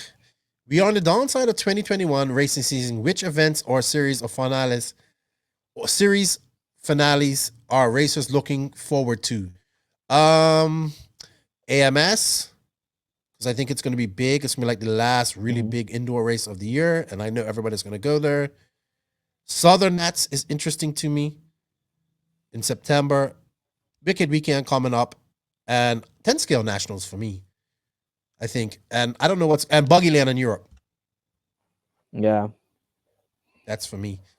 Yeah, that's pretty much it. I don't have any other rebuttals. Is Horizon raising prices due to import fee or manufacturing costs? I think probably both. Probably both. The tariffs definitely hurt RC coming from China because most stuff comes from China. So the US customers, the tariffs definitely hurt it. For Europe, the customs thing also changed as well. So for Europe, that's a bit of it, but most of it is there's manufacturing cost. Materials are much more expensive due to COVID, lack of materials. So a lot of basic stuff made from aluminum could be much more much more expensive because of the fact that the material just costs more now. I don't know what the specifics are, but electronic components for sure are really in very they don't have it. All the electronic components are pretty much done. Yeah, they that's why need we to don't have make a more. PS5 either right now. You can't get Yeah, PS5s yeah, because of exactly. microchips and stuff. So yeah, So- microchip and the semiconductors, all that type of stuff. It's just those are not available always. So that's what's making manufacturing cost more, and you need to find new And suppliers. Asia It isn't gets that more cheap anymore, expensive. man. So I'm hearing a Yeah, lot of I mean, that's manufacturing might be good. I moving mean, yeah, to but India, a lot Eastern of Europe, RC all that is type of a lot of stuff. RC stuff is already in Taiwan. Yeah. Not China anymore, really. Well, yeah, some guys gonna say Taiwan is China, but I disagree with that. Uh, and for if RC manufacturing goes to India, yeah, I can't see it competing with Chinese and Taiwanese manufacturers straight out the gate. And Chinese are trying to infiltrate Africa, so can't really see RC going there. So I'd say just prices will continue to increase a bit by bit unless we get rid of COVID really soon and the economy picks up or something. But China and Taiwan is going to be the main developer of RC cars for a while. There's no doubt about it. Horizon, aka full merger imminent. Yes, I agree. That's going to happen. And third question, with Proline and aka not on the horizon, J-Con is the last major standalone tire company. Who has the reach? Hot Well, races, he says who has the reach and selection to challenge J-Con and make a run in the West? Panther, Hot Race, Jetco, Lugs, etc. I definitely think Hot Race. I think people are sleeping on them. They're getting bigger. Lugs is in Canada. I'm sorry, in California too, up NorCal. Maybe they can make a splash over there. Yeah, but here's the thing, all these sort of smaller tire companies, they need a lot of time, a lot of results before people take them seriously. So it's gonna be years before any of these smaller brands can challenge J Concepts. Yeah, I think. I think with Drake on the West Coast, it's going to help J-Con a lot. I actually think he's probably going to have a job doing that eventually. So we shall see. We shall see. Connie Swenson, House of RC. He said, I stole this from a different thread. Excuse me. Excuse me. Sorry. He made me cough too, Max. He wants us to go through all the Formula One drivers and compare them with RC drivers. I don't think we can go through all of them, but we'll go through the main ones. Yeah. Who is the Lewis Hamilton of RC? Well, we don't have any. We don't have any off-color pros in RC, so I don't know. I think Cav is Michael Schumacher. Really? Yeah. Who is the Hamilton of who's the Hamilton in RC? We don't really have one. Everyone is too white. Well, let's talk about his skill and his abilities in him. Let's yeah, but forget even then, color. there's no one like him, of his character, sort of. Yeah, I don't think so. Of driving style, the way he is, driving style. Even, yeah, you could always find someone who's really talented, but even then, there's none of like his character, because he's like sort of flamboyant but still like tries to play it humble, and like Yeah. I can't see of any RC guy like that. All right. So let's say who's Verstappen? Verstappen is um that's a bit hard, because like I'm kind of tempted to say Ongaro, but then again, like Verstappen is much more aggressive than him. So Okay. yeah, that's a really difficult one. I really All right. can't Alonso say is a good easy. one. Battier. Yeah, Badia and Alonso. Both are really Bottas. similar. Bottas. Bottas is probably who's sort of like not really a like sort of like Bottas style driver in RC, I feel. At least none of that like that comes up really. Perez. Perez, Perez. It is really hard. Yeah, it I'm is. struggling to find All any right. How of about like Leclerc? it. That's Ongaro, I feel. Because Okay. he's like super fast. Like but then again, like Ongaro has already won. Leclerc hasn't really won anything yet. But I feel like they're both like ridiculously fast, and then they make small mistakes once in a while. So I feel those are pretty similar, Leclerc and Ongaro. Saints. I would have to say Canas has to fit in here somewhere. He's super wild. Maybe Canas is like Verstappen. No, Yeah, but Barufalo is Canas isn't Verstappen. yeah, but Barufalo isn't dominant enough, I feel. Like because Well, Verstappen is sort of like so Verstappen doesn't fast. dominate if he either wins or he is out of the race. Yeah, kind of. Yeah, Barufalo would be probably the closest to Verstappen. I don't know. But That's it's a not a hard full question. match. Yeah, That's that's a really hard question. hard. Good question, though. Great Let's question. try to figure out a really good one, like a good fit. Like a really sort of Speaking of that, Valentino Rossi is retiring after this year. It was announced today. yeah, a bit sad. I feel last year he was still doing okay. Towards the end of the year, he sort of dropped off a bit, and this year has been pretty bad for him. So it's a really sad moment. I mean, I feel he still had a few good races in him. It just, yeah, he Probably just just can't figure tired. it Probably out just at the enjoy moment. life now. I don't know. We'd have Yeah, to sit down and think about that question. But great question, Connie. Mike Driscoll, another yeah. one on Quad Grain Live, episode 10. This guy's watching everything from the 10. past. That's like way back. 4 years ago, 3 years ago.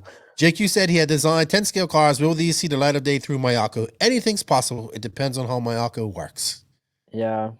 All right, so we have a few Instagram questions.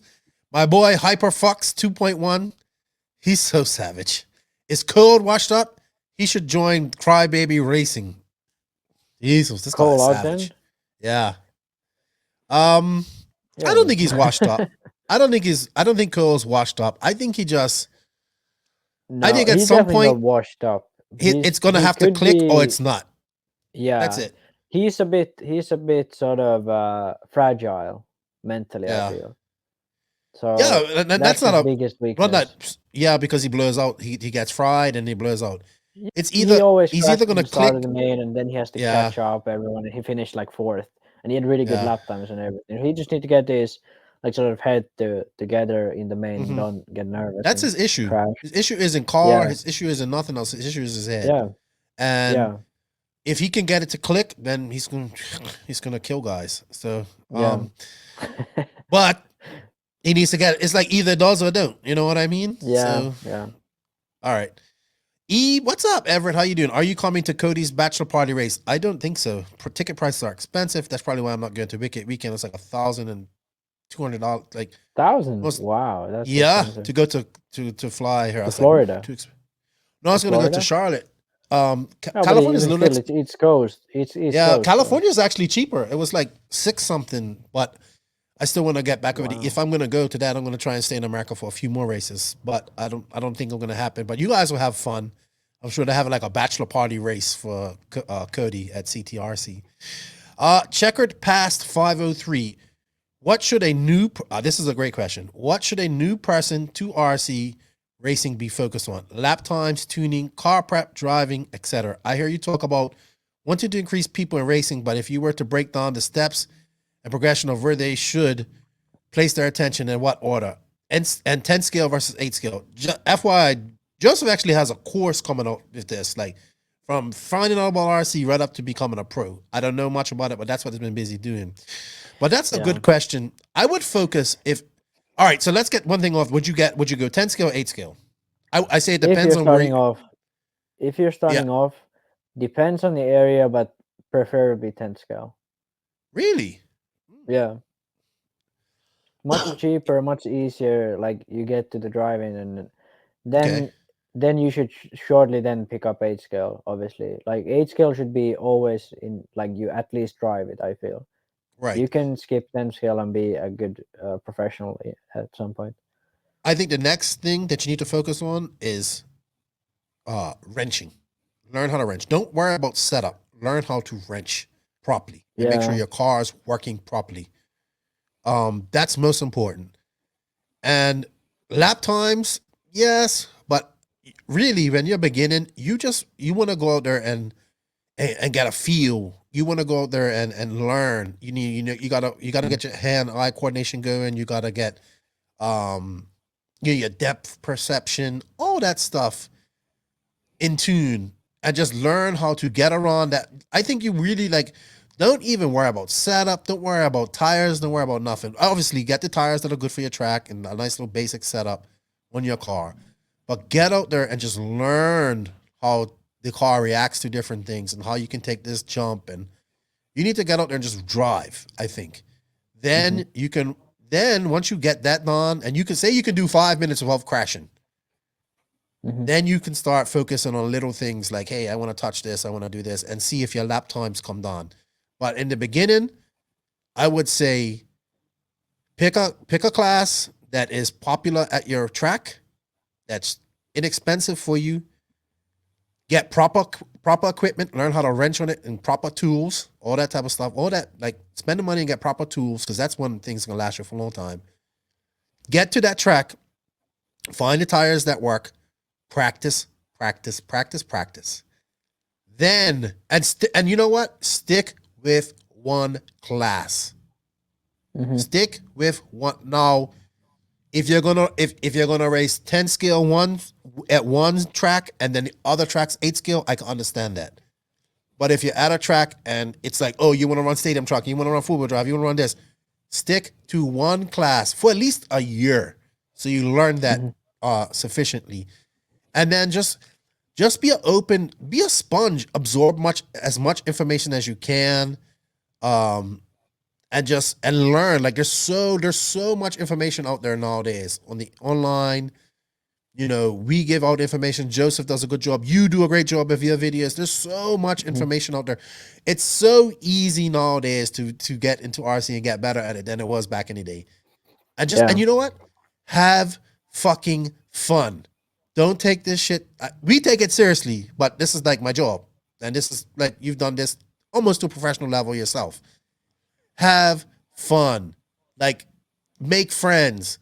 That's what it's about too. Going to the track, meeting people that are into what you like, and then you enjoy your RC experience so much more if you do that. And you'll learn so much more. Don't worry about, I need to be sponsored. I need to be this. I need to do that. Learn how to wrench on your car, keep your pit looking good, make sure your car is not fucked, and somebody has to unfuck it. And yeah, just go out there and hit the track and do laps, man. Yeah. Yeah, I agree with what you said. You went a bit more vague. I sort of thought of in my head a good plan for someone who wants to become a good racer.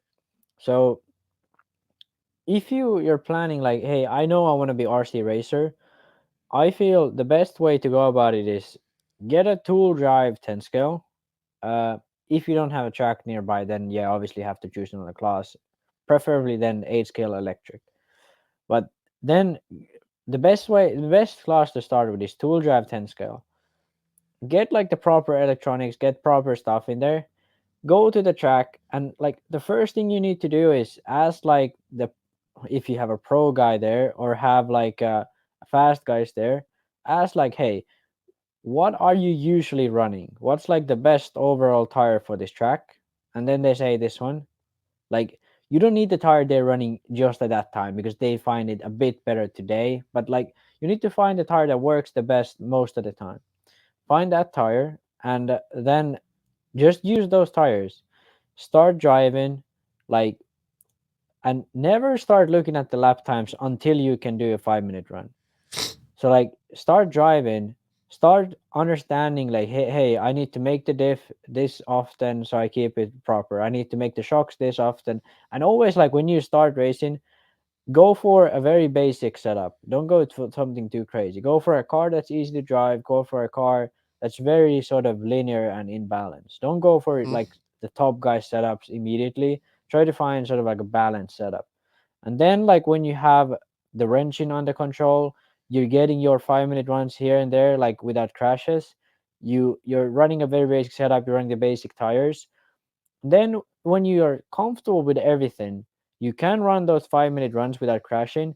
You start picking up the speed. And every time you make a crash, you take a little bit back. And next run you're gonna do a little slower. Then when you can do that without crashing, then you pick up the speed again. And that way is like that attitude is the best for RC. When you can pick up the speed, run the very basic setup. Don't do anything crazy. You run even a box setup, just that the car feels okay. You have the sort of the very basic tires. You don't need to have the fastest tires every day. You need to have the tires that are consistent over all conditions and sort of Mhm. like work on every scenario. And then when you see that you can you're sort of like stuck, so you have your maximum speed, you can't really improve, and you feeling comfortable, you can do the 5-minute runs. Then you start to try setup things. You raise the link a bit. You say, okay, this does this. You memorize it, you write it down, whatever. But you start to learn what you do on the car, setup wise, what it does on track. So try to have a connection with the car that way in setup. And then you start to learn a lot more about how the car goes around the track and how you control it. And like every time you do this, you need to think. Like a lot of people just try everything because they're like, oh, this guy tried this and he's much faster. No, you keep your same thing. If you're not fast enough, then that's okay. You're having fun this day. Then next day you go out to practice and test stuff. You start to test everything, and you you always, when you try something, you think about it before, you think about it afterwards, and you write it down. This way it's like you don't waste time, you take the most out of everything you do, and you actually try to understand what's happening. And I think that's the biggest thing about improving in RC and improving in anything in life, really. I would like to add something to that. I know a lot of people say, "Oh, we go to races and races intimidate us and stuff like that." Well, yeah, as racers, we need to go up and talk to people and make them feel comfortable as well when they come to tracks. But also, don't be scared to go ask questions. People will understand that you're Yeah. new. And like some people like, oh, nobody talked to me. Like you're kind of coming into that guy's territory. You know, I mean, a good guy will come up and say, hey, what's up? And all this stuff. Don't be afraid to go. Don't be afraid to look like a newbie. Like, you know what I mean? This is Yeah. people got many years of experience. They can save you a lot of like a lot of Yeah. hard work. And one good thing to know is never ask like a fast racer or pro, like, hey, what are you running? Ask them always like, hey, what do you think I should run? Yeah. Because they most likely know much better. Like, for example, a lot of times people come to me and ask like, hey, how much toe are you running, or what kind of tires are you running? And I'm like, yeah, I run 1 or 2 degrees toe in, and I run these like small pin tires. And the tires I know are really aggressive, and the toe in makes the rear end really slippery. So I'm like, hey, like, this is not going to be good for you. It works for me because I can really control the car and I can get more speed with this. But for you, you're struggling to keep it on the track. You probably should go with more towing in the rear. Go with some like bigger pin tires that are really like sort of balanced. They don't have that aggressiveness in them. So like always ask like, hey, what do you think I should run?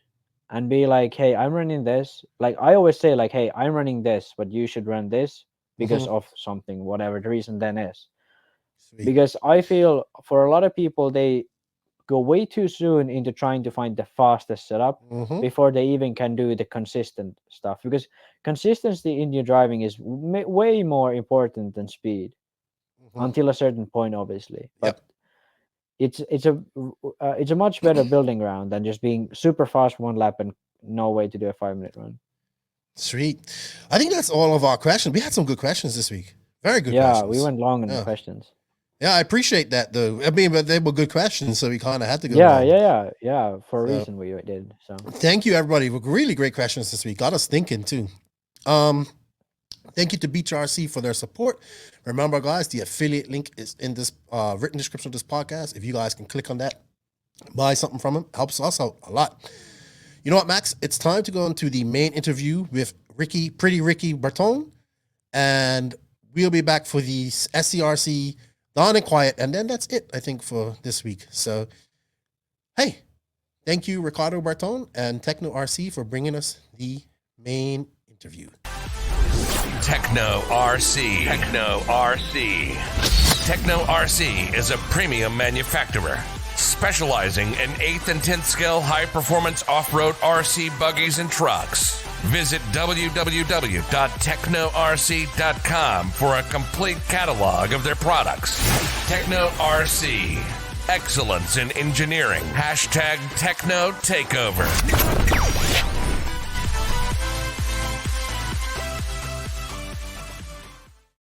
Joining me this week is, I would like to say, he is the current European champion. He won it back in 2019, so he is the current reigning European champion. All the way from Italy, joining me this week is 2019 European champion and Infinity driver, Riccardo Berton. I can't say it like Joseph says it. I can't roll the R, but welcome, Riccardo. How are you? Fine. Hi, everybody. I am good. Thanks. It's it's okay. Okay. So you're in Italy. What part of Italy are you from, Riccardo? I am more next to Milan Malpensa. So I am like 30 kilometers from the center of Milan. So in the north of Italy. Okay. So what is your hometown famous for? Anything? Nah, honestly, nothing, I think. But I'm just really close to the airport. That's a good. But yeah, my hometown has nothing, honest. Just that is near Milan. That's the only good thing that you get. So I take it you go to Milan quite a lot. It's not that far away. 30 kilometers, like 20 miles away, 25 miles. Exactly. Yeah. Exactly. All right, cool. All right, man. How old are you? I am 22. Okay, so you all right. When's your birthday? Yeah, it's 20 of May. Okay, so you just went 22. Happy belated birthday to you. Thank you for joining us. I did meet you a couple years ago at Silver State, I believe, and I said, hey, we got to get you on the podcast, and that just never happened. You were still running Kyosho at the time. You went on that year to win the 2019 Euros at Ongaro, the Ongaro Ring, and probably one of the best 45-minute finals I've ever seen in racing. So if you guys haven't seen that, you should go check it out on RC Racing TV. And you switched over to Infinity. I think it was near the end of 2019, and then obviously 2020, no racing in Europe, very slow. But you went to Montpellier in 2020, did you? Yeah, we had a problem, but we went. That was more or less the only race that we raced in 2020, if I don't remember. But we raced some races in Italy, but yeah, until the Portugal race was the last one, Montpellier. Yeah, at the IBC race here a few weeks ago that we talked about. All right, I like to ask everybody how they got started. So how did this all start for you, dude? I started with my father. That was the first one that he bought RC cars. He raced for some years, like I think 10 or 15 years, more or less. And then I like the car. I like to go to the track and do things like that. So later I started to race around. I think I was around like 8 or 9 years old. And for the first years I didn't race too much until I was more or less 12. Then 13. Then when they opened IBR Padua, we could race for the whole year. So from when I was like 12, 13 years old, I started to race more and more. So yeah, the first one was my father that later became my mechanic. What class did your dad run? 8 scale nitro? Yeah, the same one. Yeah, 8 scale nitro. So how was it back in the day going to the track with him? Was it bigger back then than it is now in Italy? Yeah, I think that honestly, he didn't travel, especially with me abroad. So honestly, out of Italy, I don't know really well if something changed or not. But in Italy, yes, a lot of people. Now we are growing.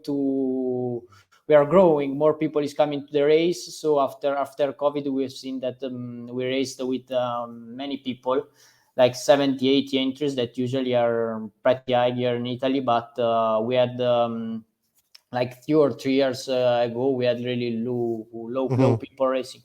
So yeah, of course, it's from what I heard, it looks like the people that race, it's like half people, 50% of what raced before. So yes, I think that the thing became really professional with social or the thing, so all the people want to do it really in too Seriously. really, yeah, too seriously. So this make maybe sometimes it's a bit bored for some people that they just want to have fun, and maybe the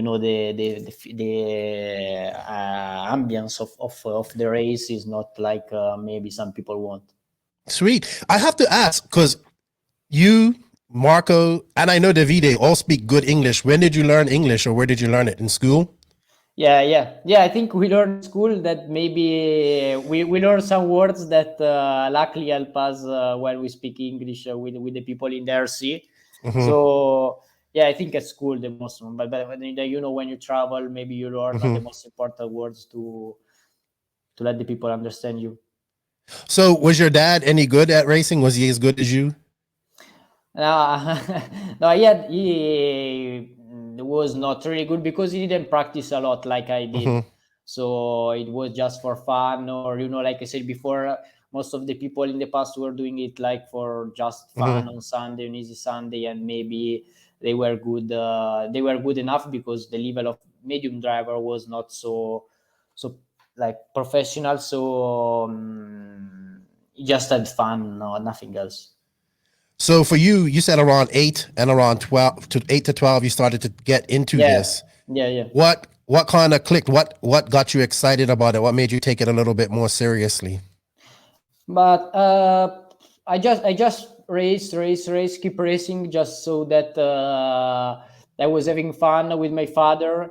We spent a lot of good times. Then when you like the competition, it's something that you always want to race or to practice to get better. So this is, I think, the most important things that let us going in forward. What car was you running back then? Do you remember? I started with MP777, I think. Okay. Like the first races. Then I got Team Losi for I think 2 or 3 years until I was 13. Then I switched to Kyosho until 2 years ago. So who was some of your local heroes or local racers that influenced you and you kind of looked up to when you was a younger racer? But we had some really good drivers here. We had in Italy, we had Rabitti, we had Tortorici, we had really good drivers here that showed did some great races abroad too. So honestly, I looked to these people especially. Then abroad, maybe later in the days. I honestly think that all the drivers that we have still now, Battle, Ronifal, so I look to all of them, but they are still here, so not many years ago. Okay. So when did you, as a young racer, when did you start getting a little bit more serious, getting noticed, maybe traveling a little bit outside of Italy? Do you remember your first international race? I think that I remember the first time that I came to US was the Kyosho International Kyosho meeting that they did in Las Vegas. That was in a really good place, I think, for the first time. Yes.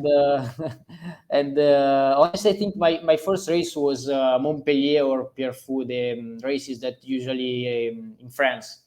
Okay. So I started with the car, then I don't know with the planes, which were maybe some Aero B in England, Okay. maybe the first one out of Italy with the plane. All right. So what was your first big win? Like when you got your big win, you got noticed, and maybe you picked up a full-time sponsor. I think that the first one was Montpellier, 2016. Okay. I didn't even know you won that. That's a hard race to win.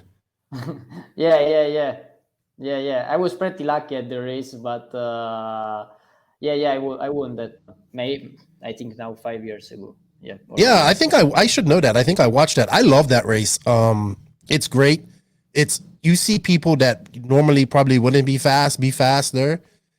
And I hate to say this, but it seems like every American that goes there struggles. So I'm just saying, it's a great race.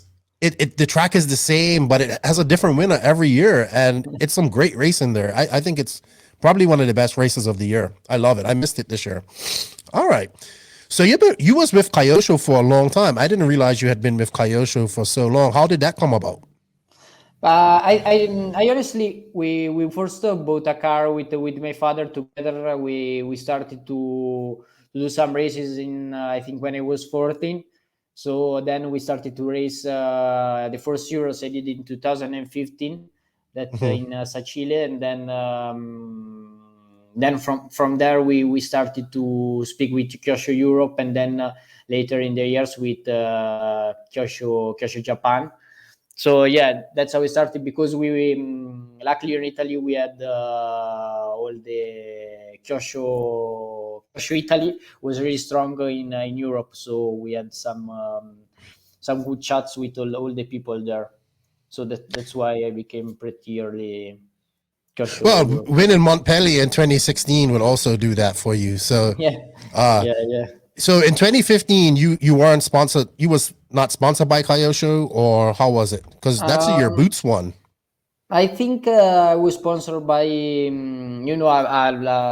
some parts. I think. Okay. I don't remember, but yeah, I think not full, like not a full sponsored. Maybe getting a salary, travel, and all that type of stuff. You was still. Exactly. So 2015. That was 6 years ago. So you was still young. You wasn't even 16 yet. Yeah. So, or you just was 16, yeah. Good stuff. All right. Let's talk about that, becoming a pro. When did you kind of say, hey, I can do this for a living? This is what I want to do for a living. When did you decide to do that? Well, when I finished school, I just tried to do it because honestly was my goal. But the race, at least you have to win races to be a pro. So races are not always easy to win. There are a lot of drivers that can win. So honestly, I focused when I finished school.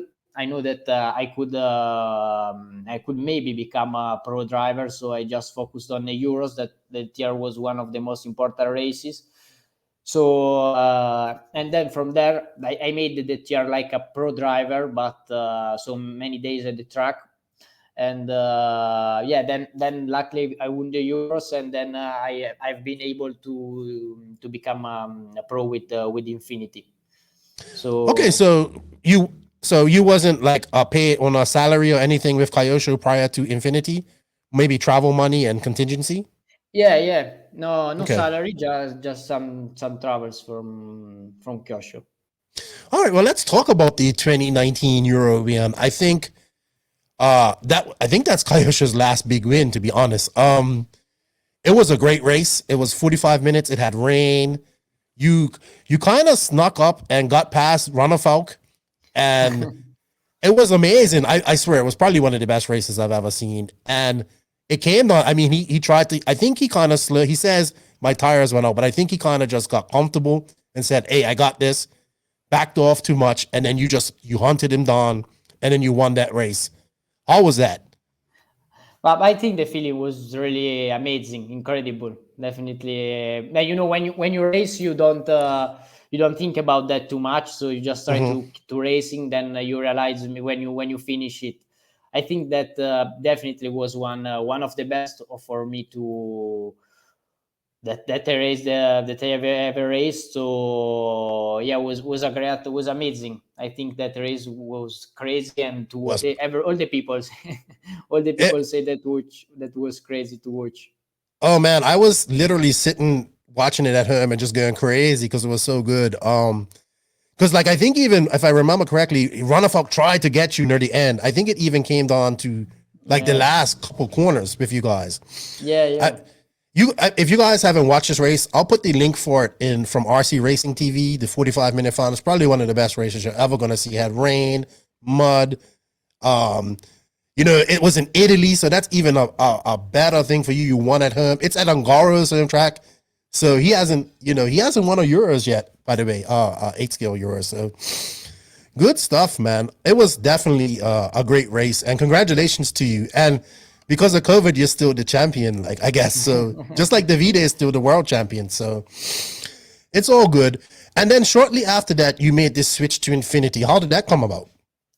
But we spoke about Infinity was looking to a driver, probably close more in Italy to be closer to who designed the car and who think about the project. So they asked me if I want to try in this adventure, and yeah, so they gave me the possibility to do just to race cars. So I think that I thought that was a good opportunity to get. So a new project, new car. I know that their ideas were where they were trying to do something different, and so that's why I choose them. We were pretty close. They usually come with me to the track.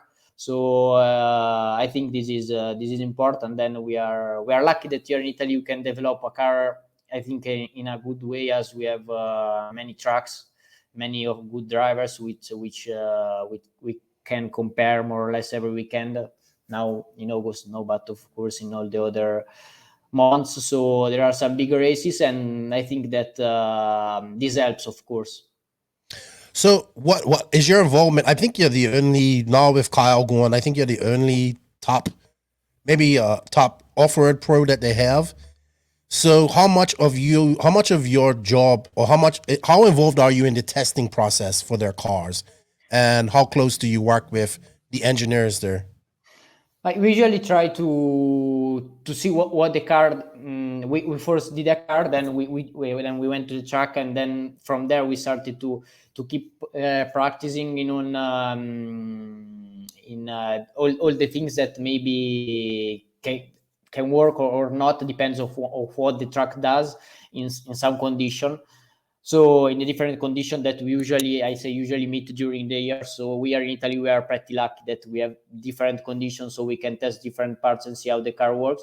Of course, then depends, because for example in Portugal we never meet that condition in Italy. So you just need to learn the car as much as possible, and then see how it works to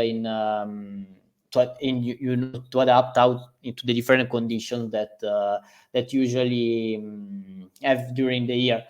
So we try just to see how the car works. We check lap times. We check how the car works, if it's comfortable or not. If something maybe is more comfortable, like with the normal car. So that's what we do. If something broke or something we look that is not good, we change. Okay, so you are running a new car. You had it at IBC. That was a challenging surface because it was glue and it was different. And I know you guys don't have anything like that in Europe. What changes did you try to make to the car to make it a little bit more comfortable? But honestly, we didn't work. We just got there with the car that we had in the with our car that we tested here. So we just work on everything work, like diffs or shocks or things like that. Honestly, we didn't work too much on geometry or things like that, as we didn't get a lot of track time. And we just work like all the others have done. We at the race, you can change it too much on the car, because you never know how it will go. So of course we learn something. We still have to learn something, but yeah, we will keep. Maybe we'll go back there to do some testing, more testing in that conditions. Sweet. I like Kenji. I've had him on the podcast. He's a great dude. He's passionate about RC.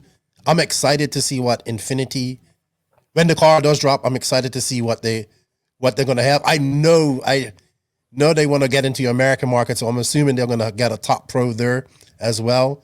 I need to hit up Kenji and ask him what's going on with this car. When is it gonna be released, and have a chat with him? But it seems like you're in a good place. So are you testing now daily, or what is a day like for you? A day in the life of a pro, like what do you do? I mean, do you go to the track every day, or do you go a couple of days a week, or what's a day for you? Honestly, it depends. It depends. I don't go all the days to the track. I go. I think in a normal condition with no races, I go maybe 2 or 3 days. It depends on how many things we have to test, or if we need to test something quickly, or you just need to prepare a race, or you need to go racing. So it depends. When usually I'm not at the track, or I have some spare times, or I rebuild the cars, or I do normal things. So it depends. I know you probably can't say this, but any idea when this car will be released, or at least we'll get some pictures of it, or some? I think that more or less will be at the end of the year, but honestly, I don't know. I'm not sure. So I think that maybe will be for the end of the year. Of course, we still some things to do. So we will see. What's the Italian guy name that's the Infinity? He was at RCGP. I can't remember his name. Alessandro Artusi. Yeah, so that's the guy you work closely with. What's his heritage in RC? Is Alessandro one? He works for the team. He usually, when you need something, all the teams need something, usually you speak with him. He goes to the track. He looks all the parts with the drivers, what they have to do, or all the things like that, and it comes to help me too now with the 1.8 skill. Right, but is he a former racer from back in the day, or? Yeah, I think he raced in the past. Yeah, more or less the same year of my father. Okay, all right. Good stuff. Infinity, big and onward, big. Is it any possibility we can see you cross over to that? I mean, you guys have Lamberto Calari. He's like a 10-time GP champion. And they have what's his name? Balestra. I can't say it properly. Yeah, he's like what, one-time champion? Yeah. Can we see some crossover from you? Would you like to do that? I think that we have already a lot of classes here in 1.8, so I think maybe some 110 skill of road, but honestly I don't think I don't know, but at the moment I don't think I will cross to 1.8 road. I think their level is really high, so they have a lot of experience. I think that maybe I will stay on off-road. Because this is what I do since I'm young, so I think I will focus more on this. I think they just need to have a car ready for you and just show up and drive. Yeah, of course. If it's like this, of course I can go racing, no problem. Okay. Speaking of 10 scale, you recently joined Schumacher. Congratulations. I think Schumacher is definitely growing a lot. It's filling in where Yokomo was. So a lot of drivers like yourself, who maybe 8 scale drivers, can run Schumacher. I mean, Orlowski has been a long time Schumacher guy. He's now running Nemo Agama for 8 scale, which is great to see, because that's one guy I always wanted to see race 8 scale. Have you tried your new 10 scale cars yet? And can we expect to see a lot more 10 scale racing from you? If so, where will you be racing? Yeah. I've been last week at Arena 33, where we'll go at tomorrow for a US Eurofroad Series. So I think I will focus more on that race, or some carpet racing, and then maybe for next year I think will be the Euros in England. So where is EOS this weekend? It's in Arena 33 in Germany. Okay, so you're Andermatt. going to that. Yeah. Okay. Is this your first EOS? Have you done them before? I've done with the Kyosho like one or Okay. two US in the days, I think 2015. Okay. Last Well, year. you're going with like a truly carpet car now. You should be good. Who else is Yeah. attending that race? Top names. I like if from all the restriction there will be no I think a lot of top drivers, but there will be of course all the I think Europe, Germany drivers, England, English or center of Europe. Yeah, some drivers of course will come. I honestly don't know exactly who Okay. will come. I'm sure of Schumacher's drivers, but honestly I don't know of from the other companies. Have you heard from Aiden Burke yet? He is like Schumacher's #1 fan. Aiden Burke of Extra Lap Podcast. What's up? Shout out to the Extra Lap Podcast guys. Has he messaged you yet? Because he loves Schumacher. Anybody that drives a Schumacher. I don't know. I don't know if he messaged me. I remember that we spoke in the past, so I think we will be maybe. Have you been on his podcast yet? Yeah, I think. Okay, yeah, I think so too. Well, I'm sure you'll be back on Extra Lap now that you're running Schumacher 10 scale. Shout out to the Extra Lap guys. Yeah, man, good stuff. I definitely want to see more of you racing, especially in America. I hope we see you. I hope things ease up COVID wise, and we see all the Europeans over in America. But you've done quite a few American races. You've done DNC. You've done the Kyosho Masters. You've done Silver State. Which one of those races is your Which American race is your favorite? I think my favorite, honestly, I think it's Silver State. I think Silver State and NC are both really good. Silver State maybe for the location, it's a bit different from what usually race. So it's something particular that I think that it's good to do, and it's nice, of course. But of course, the NC is probably still one a bit more important than Silver State because more European guys usually go there. So, but I think they are both really good races. I will honestly look to Psycho Nitroblast, but I've never been yet there. Yeah, it's a great race to attend. It's big track. It's the premier race on the East Coast. I would like to see more Europeans attend that as well. So maybe that's possible next year. And if things ease up and we have RCGP, we'll see you running that next year because Infinity's still in that. Yes. Are you excited for that? Because you didn't get to run in it this year. You almost did. You almost did in 2019. But are you excited to do something like that? Yeah, of course. It's something different from the normal. So I honestly look forward. I've seen the races in the past that I didn't attend, and they looked really cool. So I hope that we will race RCGP next year. Yeah, I do too. All right, let's talk about Italy and RC. Right now, Italy is probably producing some of the fastest 8-scale racers in the world. We have we have Davide, we have Barufalo. Zancatine is a little older. Polito, Valente. These are all fast guys. And there's probably some guys that I don't even know about that are coming up in the ranks. Why? Well, I guess it's it has a rich heritage of racing. Italy has always been racing. It maybe for a few years, maybe 10, 15 years, there was no really fast Italian guys.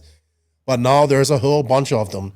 And you touched on it, you said you guys have a lot of tracks and you guys race together a lot. But do you think, this happens in other areas too. The UK has a bunch of guys. Germany has a bunch of guys. But Italy seems to be shining in the whole world. Seems to be producing good 8-scale racers. Why is that? I think first it's because of the track. First, I think we have a lot of track and they are really close to the different country of every drivers. So I think it's pretty easy to go to the track, and we have good weather. So we have IBR Padova that of course help because you can race like 6 months where maybe other drivers can't race a year in Europe. So IBR is everybody can arrive there. It is like maximum 3 hours. So I think that the first one is for that. Then I think that the level from when Davide won the level was already higher because the first one was Alex that made some big finals, podiums and things like that. Then Davide with the words, of course, put one person to which look to Italy. He put the spotlight on Italy. Yeah, exactly. So of course, all the drivers that race with him, of course, they grow because you have the best in the tracks, so you can learn, you can see at which level honestly you are respect all the drivers and on what you can improve, and these things that can happen in the other states at the moment. I think so. This is I think one or two. Of course, the tracks I think and the weathers and IBR are the first things. Then all of these together arrive to put all the drivers where now we are. Yeah, man, I'm a big Barufalo fan too. I like him. I think he's fast. I love him. He's wild. He doesn't give two fucks what people think about him, and I love it. What young up and coming racers are looking good to you, like that you think can go to that next level? That are younger, much younger than you. But I have to see some name. Yeah, like who should we be looking out for in the next few years from Italy? I think that we have, of course, Polito. We have, I think, Polito. Then we have Valente. We had Trevisan. We had a lot of drivers. Yes. When Ravaglio, when you're at the race, you really need to. Yes, Ravaglio. It's the races are all important. So I mean, all the drivers now are Marufolo, Ongaro, of course, all Zanquetin. All the drivers are in a good moment, who more or less. But of course, the races here are in a really high level. So of course, drivers that can make easily the semi-final or the final at the Euros. So this means that. Yeah, I forgot all about Ravaglio. He was super fast. Like, didn't he TQ the Worlds, I want to say, or something? TQ the Euros, or was really fast in the Euros or something? He made the final in the Euros. I think it was fast in Montpellier too. So they did some really good results. Yeah, he's good. He's good. All right. Yeah, the future of RC looks bright in Italy, but let's talk about the future of Riccardo, Ricky, Berton. I always ask this of drivers. You've been in this for a while now, since you was young. What are your thoughts on the way RC racing is at the moment? I know it's a little bit difficult because of COVID, but on this podcast, we're always trying to advance and grow RC and we question other things. But what are your thoughts on RC racing right now? I think that I honestly, when I went into the pro level with Infinity, I immediately got the COVID situation. I went into the COVID situation, so I think that there are some in Euro. I think that is growing pretty well. I think we are going to maybe after COVID, I don't know how the people will react to this, maybe to race more or to race less. I don't know. Of course, now we have a lot of racing, and I see that the people, especially here in Italy, want to race, want to do some races. So I hope that we'll be back in a good way. Where I think that RC is. I don't know how to say it's in a good position. I don't know. Right. It's like in limbo for me. It's good. It could be better. You know what I mean? I want to see it better. I want to see you guys on Netflix, or some Red Bull TV racing and doing what you're doing. So I hope we can see that one day. Maybe when you're like 35, because you're 22 now and I'll be like 50 something. And maybe we can see that in about 10, 15 years. Is there anything you would like to see change in the industry or racing right now? I think honestly that now everything is working pretty well. We have, of course, everybody wants to see 800 people racing. That will be at every race in Europe too, because this happened in US. maybe. Well, 800 entries, 800 not people, entries. Sorry, entries. And if we had 800 people, we would never finish a race. 800 entries, and I think that. But of course, so we will be. It's a process. If we want to grow like RC, it's a process of many years. So you just need to be more. Luckily now with social, of course, I think we made a little bit a little step forward than the past, because on social media this helps a lot. I think the drivers or the companies or things like that to let know more all over the world. So I think this can help, and of course if we keep in this way, we will see. I think that with social media, of course, there are a lot of chance. I agree. All right, so you're 22 years old. You're going to EOS this weekend. What's next for you after that?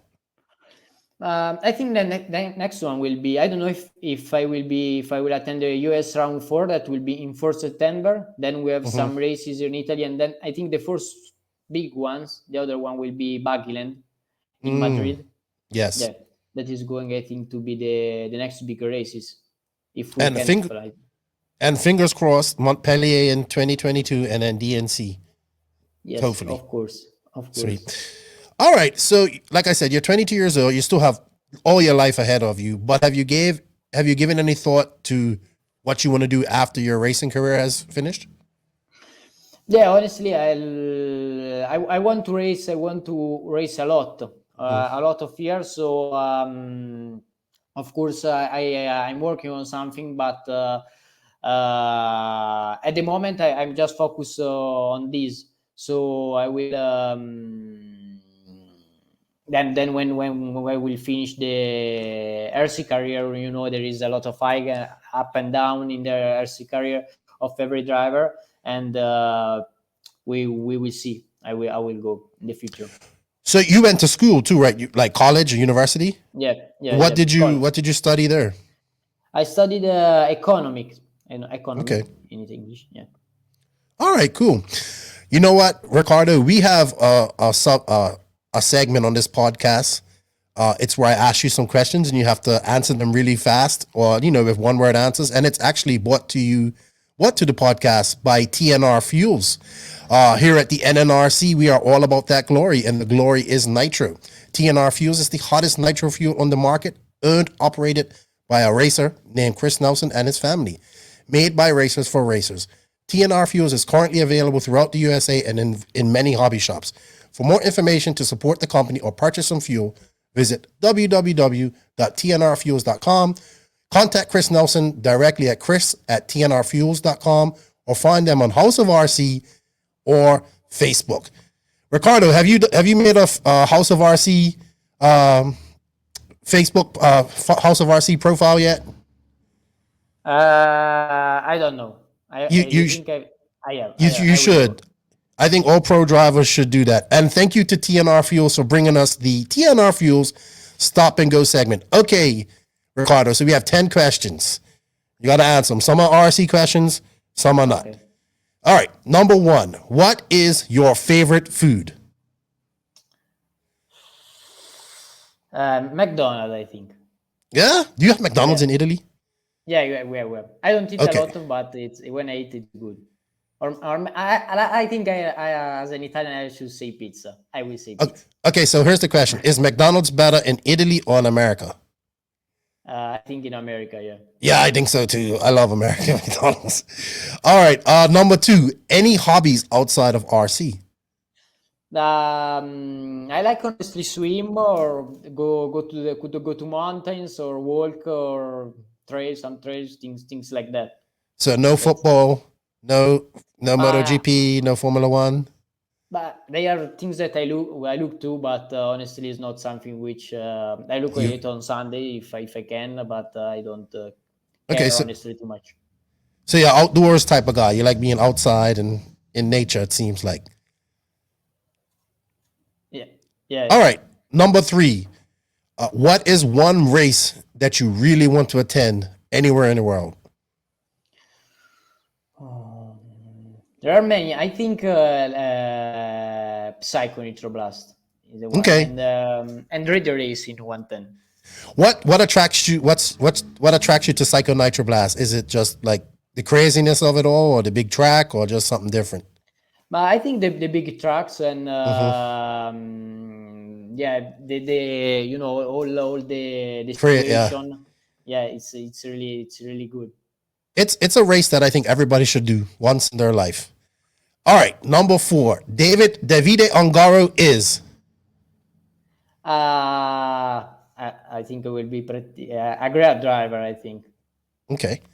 Number 5, your favorite track so far. I think the Bugland ones. Okay, Miguelo does a good job. Period. Number 6, a driver you hate to lose to. Sorry, a driver you hate to lose to. That you don't want to lose to. You want to beat him every time. I will say Marco, so we know each other. Oh yeah, are you and Marco real close? Yeah, we are really friends. Okay, that's good. I love Marco. He's so awesome. Number 7, your dream full-scale vehicle. If you could have any vehicle real, like to drive, what would you have? I would like to GLC of Mercedes. You know, the big one. Yes. Nice. I think yeah, that one.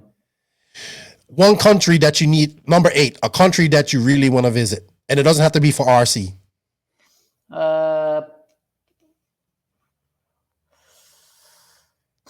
I think maybe South America, Brazil. Yeah. Brazil. Yeah. You should come down to see me. It's nice here too, in the Dominican Republic. All right, number 9, Ryan Mayfield is. I think it's a legend of the sport. Yeah, I would say he's definitely a legend. Okay. Definitely a legend. And number 10, if you didn't race RC cars, what would you be racing?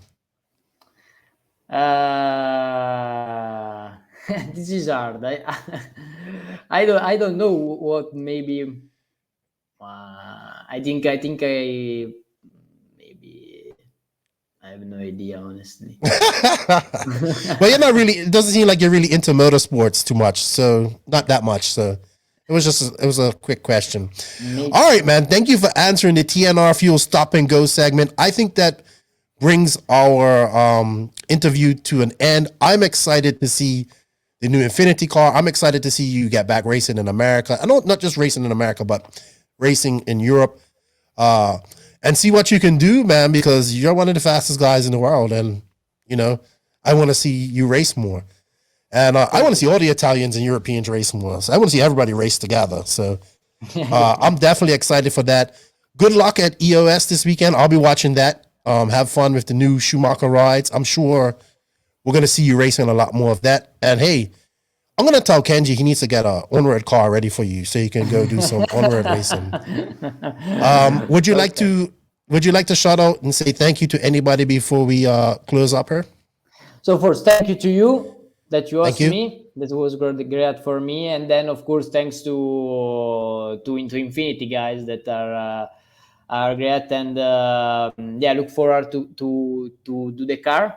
Hope soon will be released for everybody, and of course all my rest of the sponsor that helped me, iOS, Mau Graphics, MKS, and then yes, to all the people that follow me, to my family and my friends and everybody. Sweet. So if anybody wanted to get in contact with you when the Infinity car does come out and they want any setup help, what's the best way to contact you? I think on Messenger. Okay. Yes, of course, my best, Facebook. Facebook, exactly. Sweet, man. Well, okay, no worries. I appreciate your time. Keep up the good work, man. What an awesome race you had in 2019. I want to see more of this. You have a long career ahead of you, and I look forward to watching that develop over the next 10, 15 years. And thank you for your time. Thank you. Thanks to you. Thank you very much. Okay. Bye-bye. Bye-bye. Sun City RC Raceway, the home of El Paso's world-famous motocross-inspired 8-scale off-road track. The Showers family has over 20 years experience creating one of the premier tracks in the USA. Their world-class facility has everything: handicap accessibility, advanced stage starts, space for parking RVs, trailers, and lights for night racing. Follow SCRC on Facebook under Sun City RC Raceway for updates, upcoming races, or host your own race. Yes, thank you to Joey Showers, Corbin, and Christian for the continued support of the podcast. If you're in the El Paso area next weekend, the USRC race is heading there with Ryan Lutz. The East Coast series is finally getting over to the West Coast. Go check them out. Great facility, great people. You will have fun. They bring you the down and quiet segment. So, Maximus, hold on, let me bring up my picture. Probably lost it. I think I did. Here we go. So I was sent this week, and we've all seen this before. He's done this quite a few times. Let me find it. There we go. I thought this was so cool. I love his colors. Lewis Hamilton. Yeah, I love your colors, Lewis. St. David's colors all the way. Yellow, gold, and blue. Old Kyosho Burns her, looks pretty badass. Like an old restored car her. And this is my Turbo Burns radio control car that I raced when I was 5 years old. My brother kindly had it rebuilt for me, and recently it's running like a gem. And to add on that, I think Ocon, he had an MP9 given to him as well. And there's lots of people. Look, this thing has over 465,000 at this time, 465,000 likes, so many comments. Ocon challenged him to a race on this, and I just got to thinking. I posted this, and man, we was just talking about F1 drivers, Lewis Hamilton, and all that type of stuff. So Lewis Hamilton used to drive. His brother still races now and then, I think. They're really connected to Kyosho. Mick Craddock knows him really well, and a couple other people. So they know about RC. But here's like what I was thinking in my brain. How cool would it be for Ocon and some of these RC? I mean, Art and Senna used to race RC cars too. How cool would it be for these guys to come to a race, participate in a race, and get into this and take this to the masses? Like, that would be like, we have it. And the craziest thing is like Scott Speed drives RC quite often. Had a track. Pedro de la Rosa. Pedro de la Rosa is a Spanish champion. Henning Solberg is a Norwegian champion in on-road both. And Christian Craig, he drives, he races, bashes. Seven Deuce loves it. I was actually messaging Seven Deuce for a while. Had his number, was messaging him, trying to get him on the podcast. Mookie likes to race. All these guys, I think they like to do it as a hobby, which I understand. Like, they don't want to be professional all the time. This is a hobby. But I kind of feel like if you're giving these people product, all right, I want to phrase this in a way that I don't want to offend Kyosho people. All right. I wish, and I don't know if they would, I get it, it's great promotion for Kyosho that these guys get cars, whoever company gives them cars. I wish we could take that promotion and just spread it out so it fucking, what's the word I'm looking for? It showcases RC racing. You know what I mean? Yeah. Not just giving these guys a car to say, hey, look, I got this famous guy who has a car. Yeah. Let's get these fucking guys racing with us or something. Like, I don't know. Like, let's get them to races. Let's get them promoting what we do. Let's get, like, someone slip Lewis Hamilton a link to RCGP and let him watch some of that shit and see, be like, wow, this is really cool. Like, like, this is like driven. Yeah. It frustrates still. I would give my left testicle, probably both testicles, to have, not both, one. Well, just one. I still need one. To have Lewis Hamilton come on her and talk RC with me and promote this stuff, or Ocon or any of these guys. We have all this here, but it's like we just give them the cars and then it's like, we need more from these guys, man. If I could just sit down with them for 5 minutes, I want more from them. I'm begging. It's my dream. But these are the people that could take what we do to the masses. Yeah. How do we get these guys to do it? Oh, yeah, but Dax Shepard's into RC? Way. Yeah, you framed it the right way. When it's stuff like this doesn't it helps the awareness of RC, but it doesn't Mhm. really help like people wanting to buy an RC car that Mhm. much. It does, yeah, it does something, yeah, and it's a positive. Even this, what's happening now, but you framed the right way, where it needs to be so that we get these guys to have a segment where they'd run on an actual RC track, not like Mhm. a track made of cones into the paddock area, like what it was with I believe Ocon and someone else a few years ago with Kyosho, what they did in France. Yeah. We need to have it like, if there was a place where an F1 track was close to an RC track, you could have Lewis Hamilton run an actual car in a proper 8 scale like off-road track, or Mhm. even like on-road, whatever it is, but like a proper RC track, a cool looking RC track, and someone like Lewis Hamilton racing like Bottas or whoever it is, like Or racing just on the racing, track. like just racing regular people. It don't even have to be like I you mean, could just be there. even that, yeah, You know, or a day with like let him spend a day yeah, with like I always say it's Kyosho. Let him yeah, spend a day with I don't know his João Figueiredo and like let's get this go. Like you know what someone said when I posted this? They said when he has a kid, he'll get into it. So maybe we have to wait for that. But then by the time he has, maybe, yeah, you know, it frustrates me like because you can't get in contact with these people like Dak Shepard. Dak Shepard's all into RC. He had all this type of stuff. You can't get in contact with. I get it. These people have agents. They have filters in between them. I know Lewis Hamilton probably isn't doing his own Instagram or whatever. But fuck, man, like we can't catch a break. Like I can't. It's so aggravating because we have. I always bring up RCGP. Sorry, guys. I know you guys will go. You only bring up RCGP, but I honestly think that plus Come Drive With Us is probably the best documentary RC series that we have. Like, you know, yeah. I just like, how can we not get, how did these, like, it frustrates me, but that's just, you know why? Because we're just that small.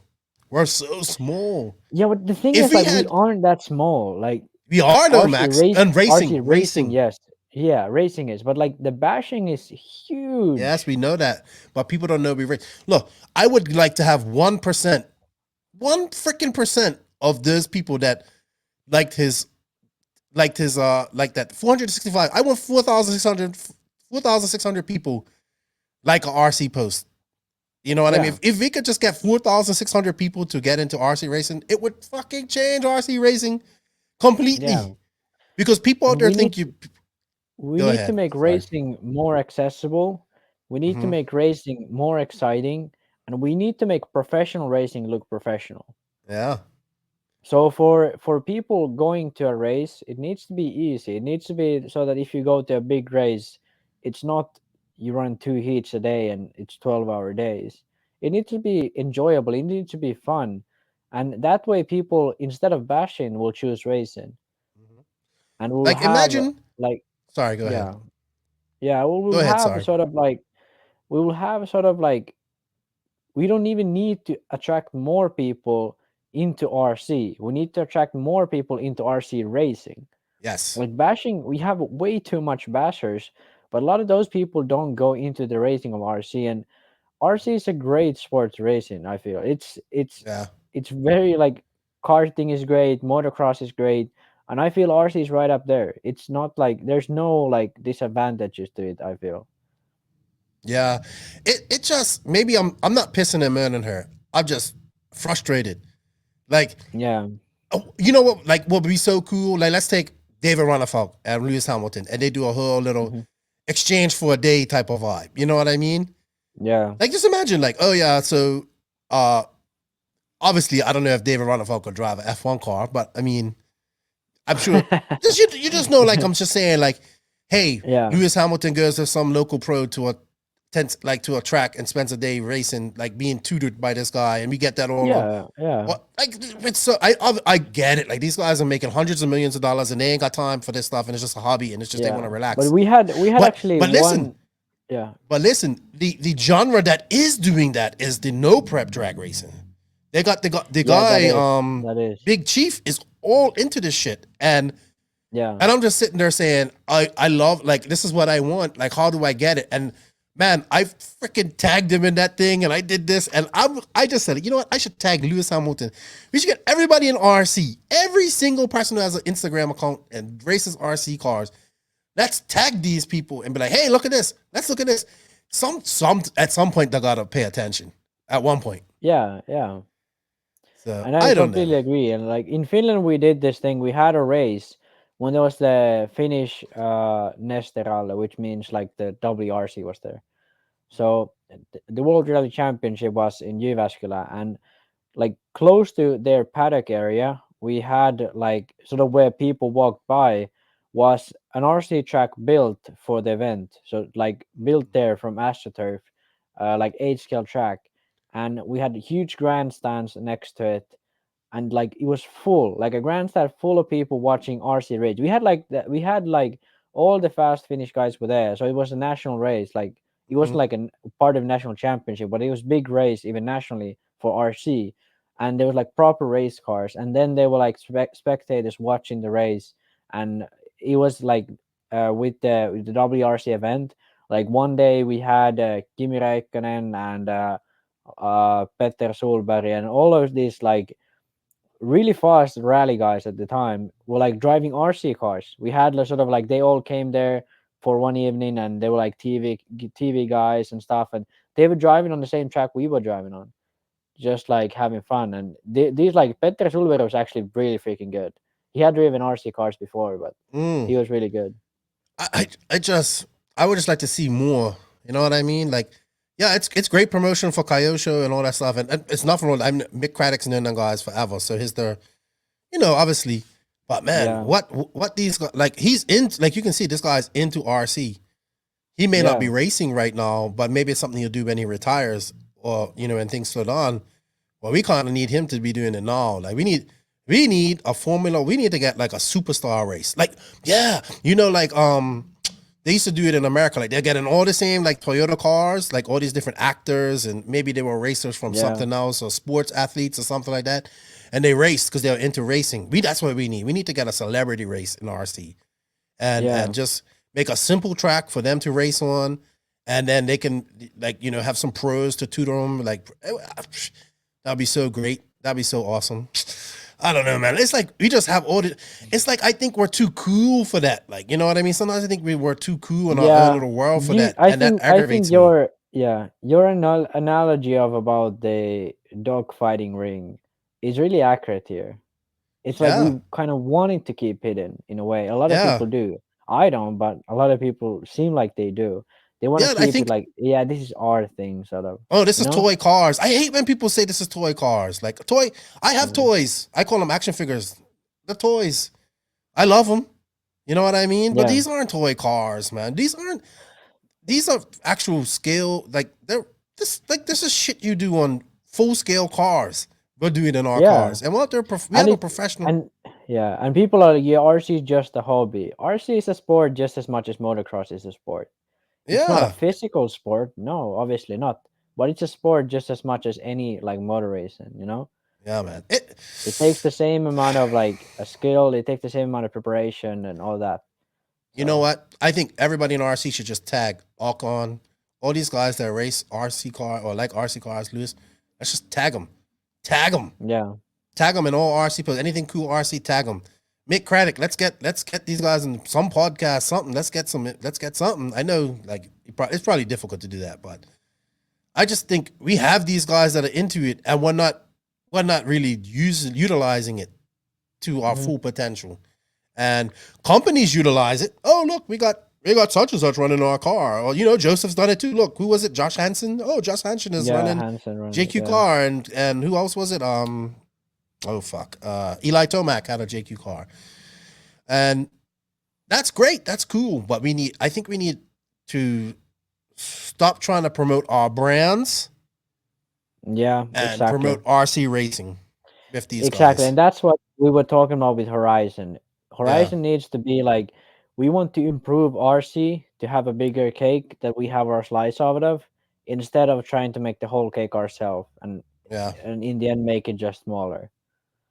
And that's what RC brands need to realize, and that's especially what's happening here with sort of this celebrity like movements. Like we need to think about RC first and the brand second. Yeah, I agree. Great way to put it. I think that's it, Max. Tell us what you guys think about our Dawn and Quiet, which kind of turned into a rant. do we need more from these celebrities that are running our cars? Should we put RC racing first before the actual brand? Let us know. And you know what, Max? I think that's it for us this week. Thank you, Max, for your time, for coming on and co-hosting. I know it's late and you've been working. I appreciate that. Videos dropping, or are you just busy racing?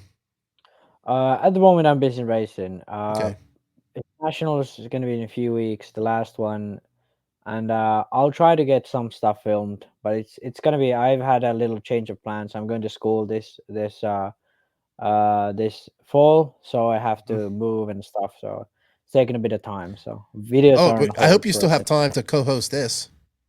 Yeah, I mean, yeah, this is only a few hours every week, so it's fine. All right. The videos take a lot of time. Like you have to go to film and have a Mhm. track where you can run on. So. Sweet. Thank you Those to are on hold. Riccardo Berton for his time as well. Pretty Ricky, was good chatting to him. I hope we get to see him over in America racing and just Europeans, period. Thank you to everybody that sent us questions. They were awesome this week. And hey, thank you to the UK Nationals for giving us all the drama and beef that we want in the RC series. And yeah, good I luck. appreciate it. I enjoy it. I enjoyed it. It made my week. I was gonna rant about Raw this week, but I decided not to. I'll do that next week. We need to ease. Well, like we rant about them every week, so we need to I try know. to like ease off a bit, give them a little bit breathing room, then No, but squeeze again. I want to hold their feet to the fire because they should be testing this tank expansion shit, and I haven't seen anything come out of it yet. Yeah. So we have to keep holding their feet to the fire. Thank you, everybody that supports this podcast and listens to us, shares us, sends questions, everything, buys t-shirts, runs our decals. We cannot do it. See, Max is getting tired as you want. We can't do it without you guys. We greatly appreciate it. Thank you to all the patrons on Patreon for the extra support. And thank you to all of our sponsors. They are Mayako, Beach RC, TNR Fuels, Tekno RC, JQ Racing, Lugs Racing Tires, Manscaped.com, Donathan RC, Papa Willie's Traction Tonic, Sun City RC Raceway, Racecraft USA, RCGP, and of course, House of RC. All links, all promo codes, all coupon codes, saving money, affiliate links, Patreon, all that stuff is all in the written description. There's one link you can follow, and it shows you to everything, to all our socials. We're almost at 4,000 likes on Facebook. We're like 7 away. Please go to our YouTube channel, hit that sub notification button. I want to get to 1,500 subs by the end of the month. Thank you guys for all the support. Remember, if you ain't grinding, oh no, I messed it up. How I mess up my outro? Remember, Nitro is the glory. E-Buggy pays the bills. If you're racing this weekend, send it without responsibility. Have fun. Help out a newbie if you can. And just have fun. And Max, anything to say?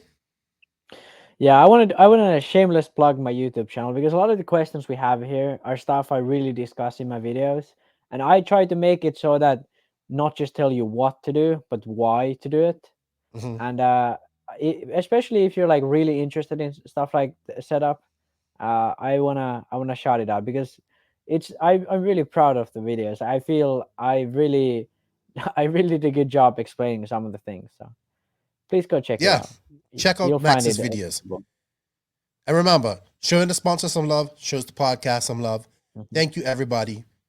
Lefty, Max are out.